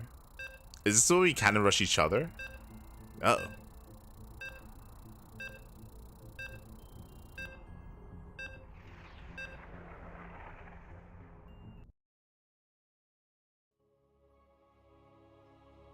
So we are jumping in.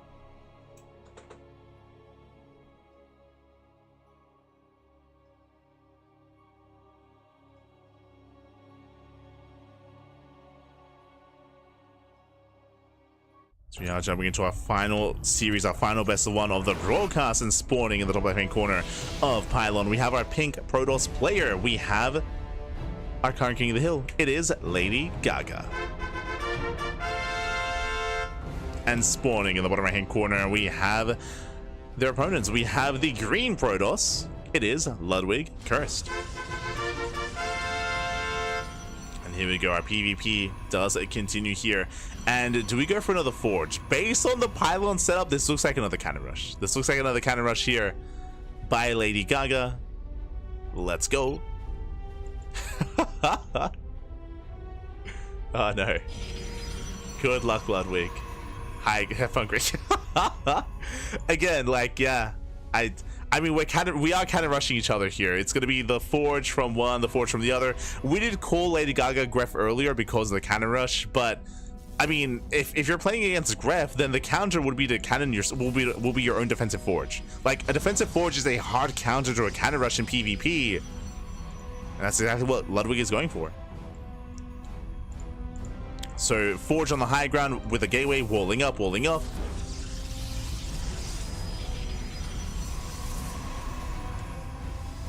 And this cannon rush is being denied. We do have a cannon on the low ground, but here comes that defensive cannon. Like, this is just a hard counter. Like, we're just holding.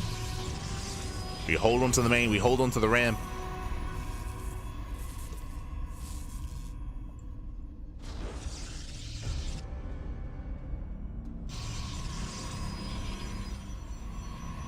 From here, Lady Gaga has a transition. Gateway's on the way. Extra gases as well. We're working on that next step.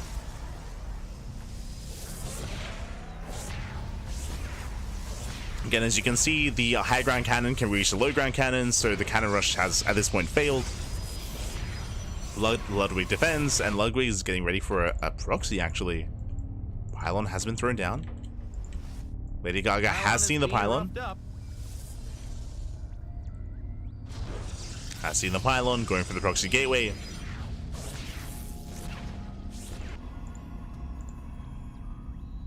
I mean, it helps that Ludwig did assume that it was going to be a... I mean, again, Gref does nothing but cannon rush, so Ludwig did assume.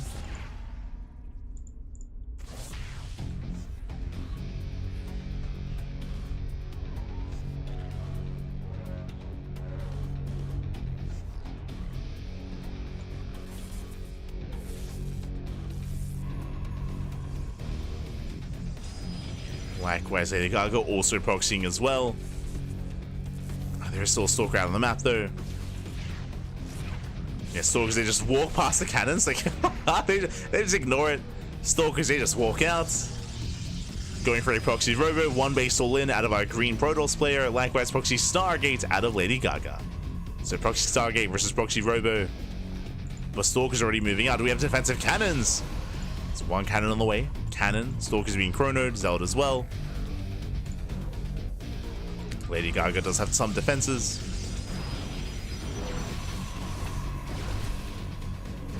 The problem here that it's so difficult to call who Ludwig is, because like this is just like the build itself, I should say, is just a hard counter against a cannon rush, just assuming that Lady Gaga would cannon rush again after seeing the last game, which is a good call, but like anyone would do that.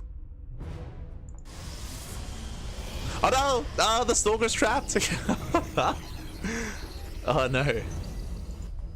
Stalker is trapped. Extra Stalkers on the way.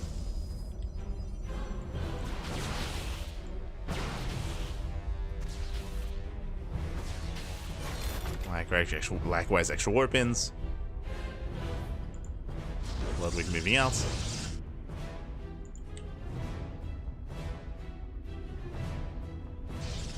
Does move out. There is a cannon on the high ground.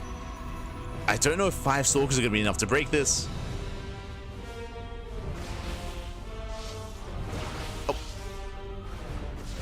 The Prism has arrived though. Extra reinforcements on the way. Catch out the Stalker. Stalker does overextend. And Ludwig, he is pulling this off. Oh, I say that. Void Ray has arrived. Nice control. Does blink away. There's that prismatic alignment. Ludwig will save those Stalkers.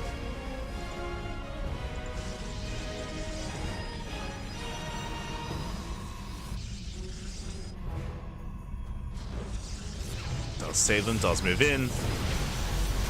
Denies the cannon.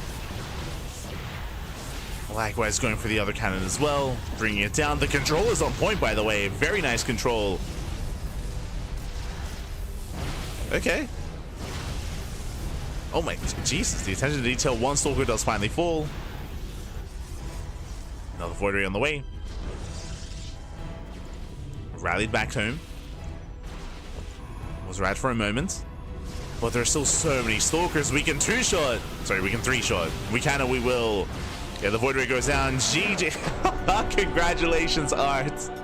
As Ludwig will take the game. GG. Again, very impressive play there, very impressive by Ludwig. It does overwhelm, does take down Lady Gaga. And I'll be honest, I don't know if there was really much of a tell there. I mean, we have who Gref assumes it is, assuming that it's Gref as well. I mean, again, the cannon rushes is what led us to believe that to be the case. But it had some really nice control, really nice micro. I'll be honest, there was a previous Protoss player that I thought was Art. I'll be honest, there was a previous Protoss player that we did feature earlier today that I was tempted to assume was Art. If you remember, I'm very on the fence with Tempest, whether that was Shameless or Art, but I think I'm leaning more towards Shameless for Tempest. Regardless, GG well played. In the end, Ludwig Curse is going to be the final King of the Hill of the event, and will take that game 10. GG well played. And with that, that is our final series of today's broadcast. Now, this event is going to continue until tomorrow. We have day 2 tomorrow. Day 2 is also tomorrow. And again, exclamation mark, yes in the chat if you want to place your prediction on who you think some of these players are. As a reminder, just to reiterate, for today's broadcast, there were 3 European players and there were 7 CIS players. So for CIS, that is categorized as specifically Ukraine, Russia, Belarus, and Kazakhstan. So players in that region.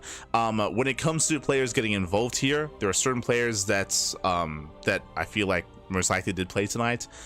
Players like Gref, players like Shameless, players like GG Machine, Young Yakov, Wayne, Milky Cow, Nicaract, Strange. Yo, those have definitely played. Definitely a player that was playing very similar to Strange earlier, if you recall. Likewise, potentially Replicant, potentially Nikic. Art. When it comes to the non-Europeans, I mentioned earlier that because Indy was casting, it's almost a guarantee that we had some Polish players tonight.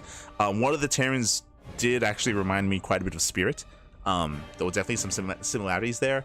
There was definitely floating the idea of one of the Terran players being Baby Marine as well, for sure. Geralt definitely could have been one of the Protoss players. Christiana maybe could have been one of the Protoss players as well, speaking on the Polish side of things. So yeah, best of luck with those predictions. I do recommend checking out the VOD to help you with that, maybe like getting a better idea of the player IDs or how they were playing themselves. There's definitely a lot to digest and a lot to get into when it comes to trying to theorize yourself as to who each player is. And again, you can place one prediction for each ID, for each player. As a reminder, when it comes to the rule set here, if you submit multiple predictions for one player and if you change your mind later, your first prediction is the one that's locked in. So if you're like, Lady Gaga is Boanan, and then you realize, oh, actually that might be Gref. If you already predicted Boanan, if you already submitted Boanan, then that's already locked in. For example, if you later try to resubmit as Gref or as another Protoss player, like I know, like a Michnek, for example, well then that's already. It's already a bit late for that. It's already locked in, so too late. Likewise, also be very careful with your spelling.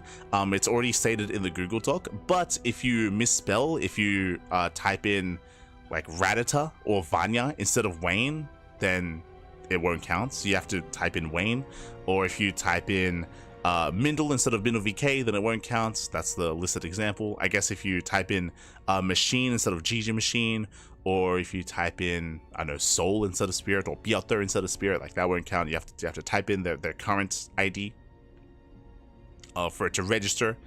As I'm sure the tallies are a little bit more automated, so you have to make sure you get your spelling correct. And likewise, I'm not certain if it's case sensitive, but make sure that you have the correct case sensitivity as well when it comes to capitalization and lowercase letters as well. Just to make sure. So make sure you take care when it comes to your submissions. Take care.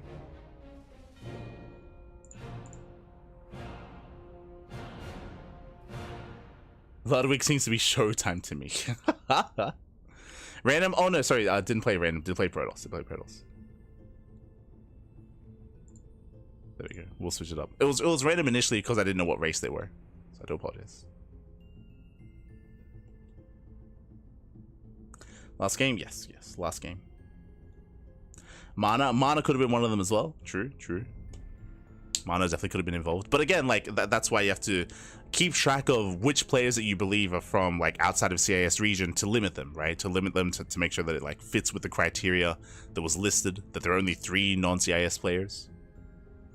So you factor that in to your predictions. And best of luck as well. For those that are curious, all the points you do for every correct prediction, then you will get a point. And at the end of the event, the top 2 players, I believe, the top 2 with the most amount of correct predictions will earn some prize money. Will earn some money. But otherwise, GG. Otherwise, GG. Well played. Whew, aye. Again, it was a lot of matches, a lot of games. Sorry, a lot of players to try to remember as well. That's why I do recommend checking, maybe looking up the VOD, whether it's here on Twitch or on YouTube, where it's streaming on both platforms. But to like scroll through the VOD, remember we had Solana at the start of the broadcast. We had the Protoss player Solana. We had, sorry, actually, you know what? I can just go through this. Bam. So match 1 was Solana versus Fata Morgana. where Fata Morgana did take the game. Then we had Fata Morgana versus Coco, if you recall, which Fata Morgana also won, winning 2 games in a row. That followed by Fata Morgana versus Tempest. Tempest went on a tear. Tempest took down both the initial Terran player that went on a win streak, alongside Afo as well.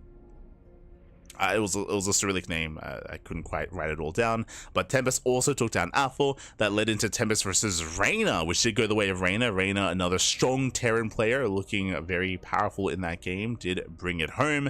Then that led into Reyna versus Sante. Sante was able to claim that win over Reyna as the new Zerg player. And if you remember, Sante was the player that was featured eventually as Sante took down Reyna. I believe that was on... not Kairos Junction. That was on... Acropolis. Led into Sante versus Kairos, which also went the way of Sante. Led into Sante versus Not a Barcode, which went the way of the Protoss player. That was on a Turtle Empire. That was the impressive long macro game, which led into Not a Barcode versus Lady Gaga, and then Lady Gaga versus Ludwig, of course, as Lady Gaga did Cannon Rush twice in a row, and Ludwig did hard counter the attempted Cannon Rush. Oh boy. So, yeah, there's plenty of players.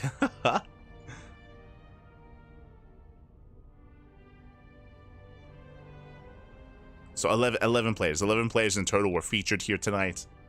Best of luck with your predictions. Best of luck with your guessing. I know I have my ideas as to some of these players, for sure. And I feel like throughout the process of a lot of these games that we casted, I also kind of shared that a little bit with you as well. For most of them. But there are definitely some that are really hard to call. Like, I think some of the hardest ones to call are going to be Afo. I think Afo alongside Solana. Like, I don't think there was too much unique play there to distinguish them, and Ludwig as well. Like, Ludwig played pretty standard, as in Ludwig just went for a hard counter to the Cannon Rush. Like, any Protoss could have technically gone for that. I mean, did have really nice control, so that does kind of separate them a little bit. There was some really solid control with their Warp Prism, which was very impressive. But, like, you know, so that does limit things maybe a little bit. But there's, yeah, I think there's as I mentioned before, because there are so many Protoss possibilities when it comes to the player base, it's going to be a little bit more RNG, I feel, to really secure yourself. But, you know, regardless, best of luck to all those in the chat. And we're going to be back tomorrow in 24 hours. In less than 24 hours time, we're going to be back. Hopefully we're able to wrap up tomorrow in time. What I mean by that is that tomorrow we have 2 broadcasts. Actually, let me just quickly switch the scenes over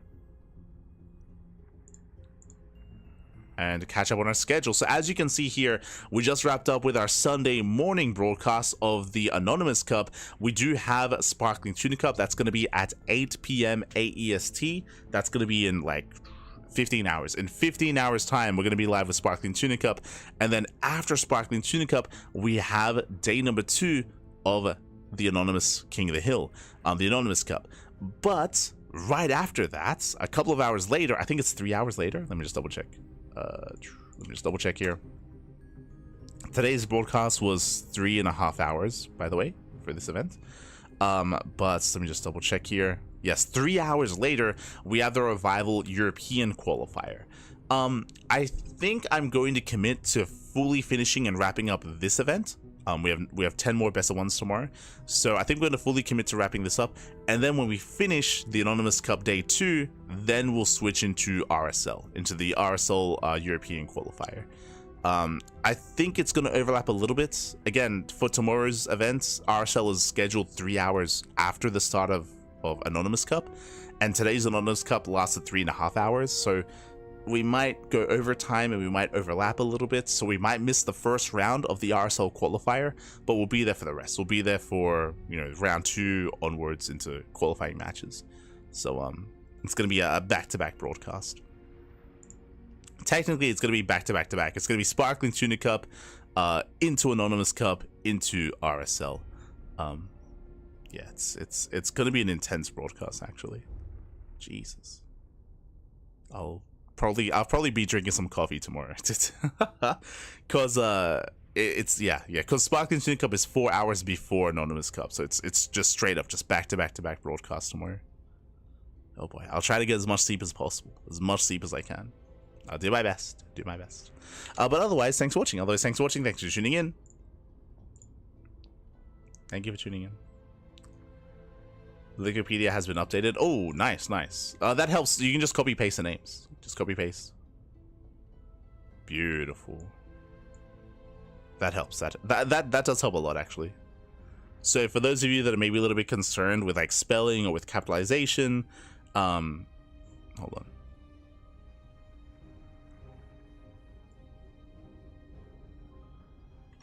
For those of you that are concerned, bam, beautiful. There we go. Exclamation mark B in the chat to have a look at the Wikipedia page yourself. But you can see here, you can see Solana, you can see Coco. You can see Coco, again, the Cyrillic name. Up here we have the Cyrillic, sorry, over here we have the Cyrillic AFO name as well. So you just copy paste. So you can just copy paste these initial IDs for who you think they are. Sante, Kairos, Reina, not a barcode. It's all here. It's all here on Wikipedia. And starting tomorrow, Ludwig Curse is going to be the starting player. The starting player. And we have 10 more best of ones. 10 more. Whew, oh boy. So yeah, it was a lot of fun. It was a lot of fun. I hope you all enjoyed yourselves. Again, it's more unique tournaments. Very like a lot of theories going around as to who is who and who is what. Definitely a lot of theories. A lot of fun for sure. A lot of fun.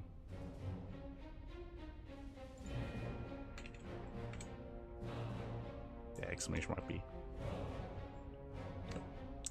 But with that, we're going to be wrapping up. So thanks for watching. Thanks for tuning in. We're going to be giving another StarCraft streamer a raid. Who is live at the moment? Who is live? Jimmy is live. Let's go. If Jimmy was laddering the entire time, then you can rule Jimmy out. True. I think he just went live. He could have been playing. Could have been. I don't think Jimmy was one of the players that was brought in, to be honest. I think, yeah, Gabe was streaming as well. I didn't expect Gabe to be part of that. Strange was streaming. Interesting. Interesting.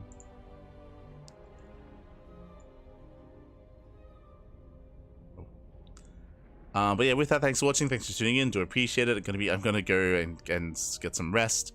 I might force myself to stay up a little bit just so I can sleep as much as I can before the cast tomorrow, because it's gonna be a very intense broadcast. It's gonna be very intense. But otherwise, thanks for watching. And we'll see you guys tomorrow for some more StarCraft. Again, tomorrow we have 3 events back to back to back. It's going to be Tuna Cup, into Anonymous Cup, into the RSL qualifier. So give us some strength, give us some support. Likewise, you can follow us on all the social medias. You can follow us on all the social medias, of course, on Twitter, Instagram, Facebook, YouTube. We upload on YouTube on a daily basis, and of course, Discord as well. And you can also support us via Patreon. Otherwise, we'll see you next time. Until then, ciao, papi, ciao. See you next time. Hasta luego.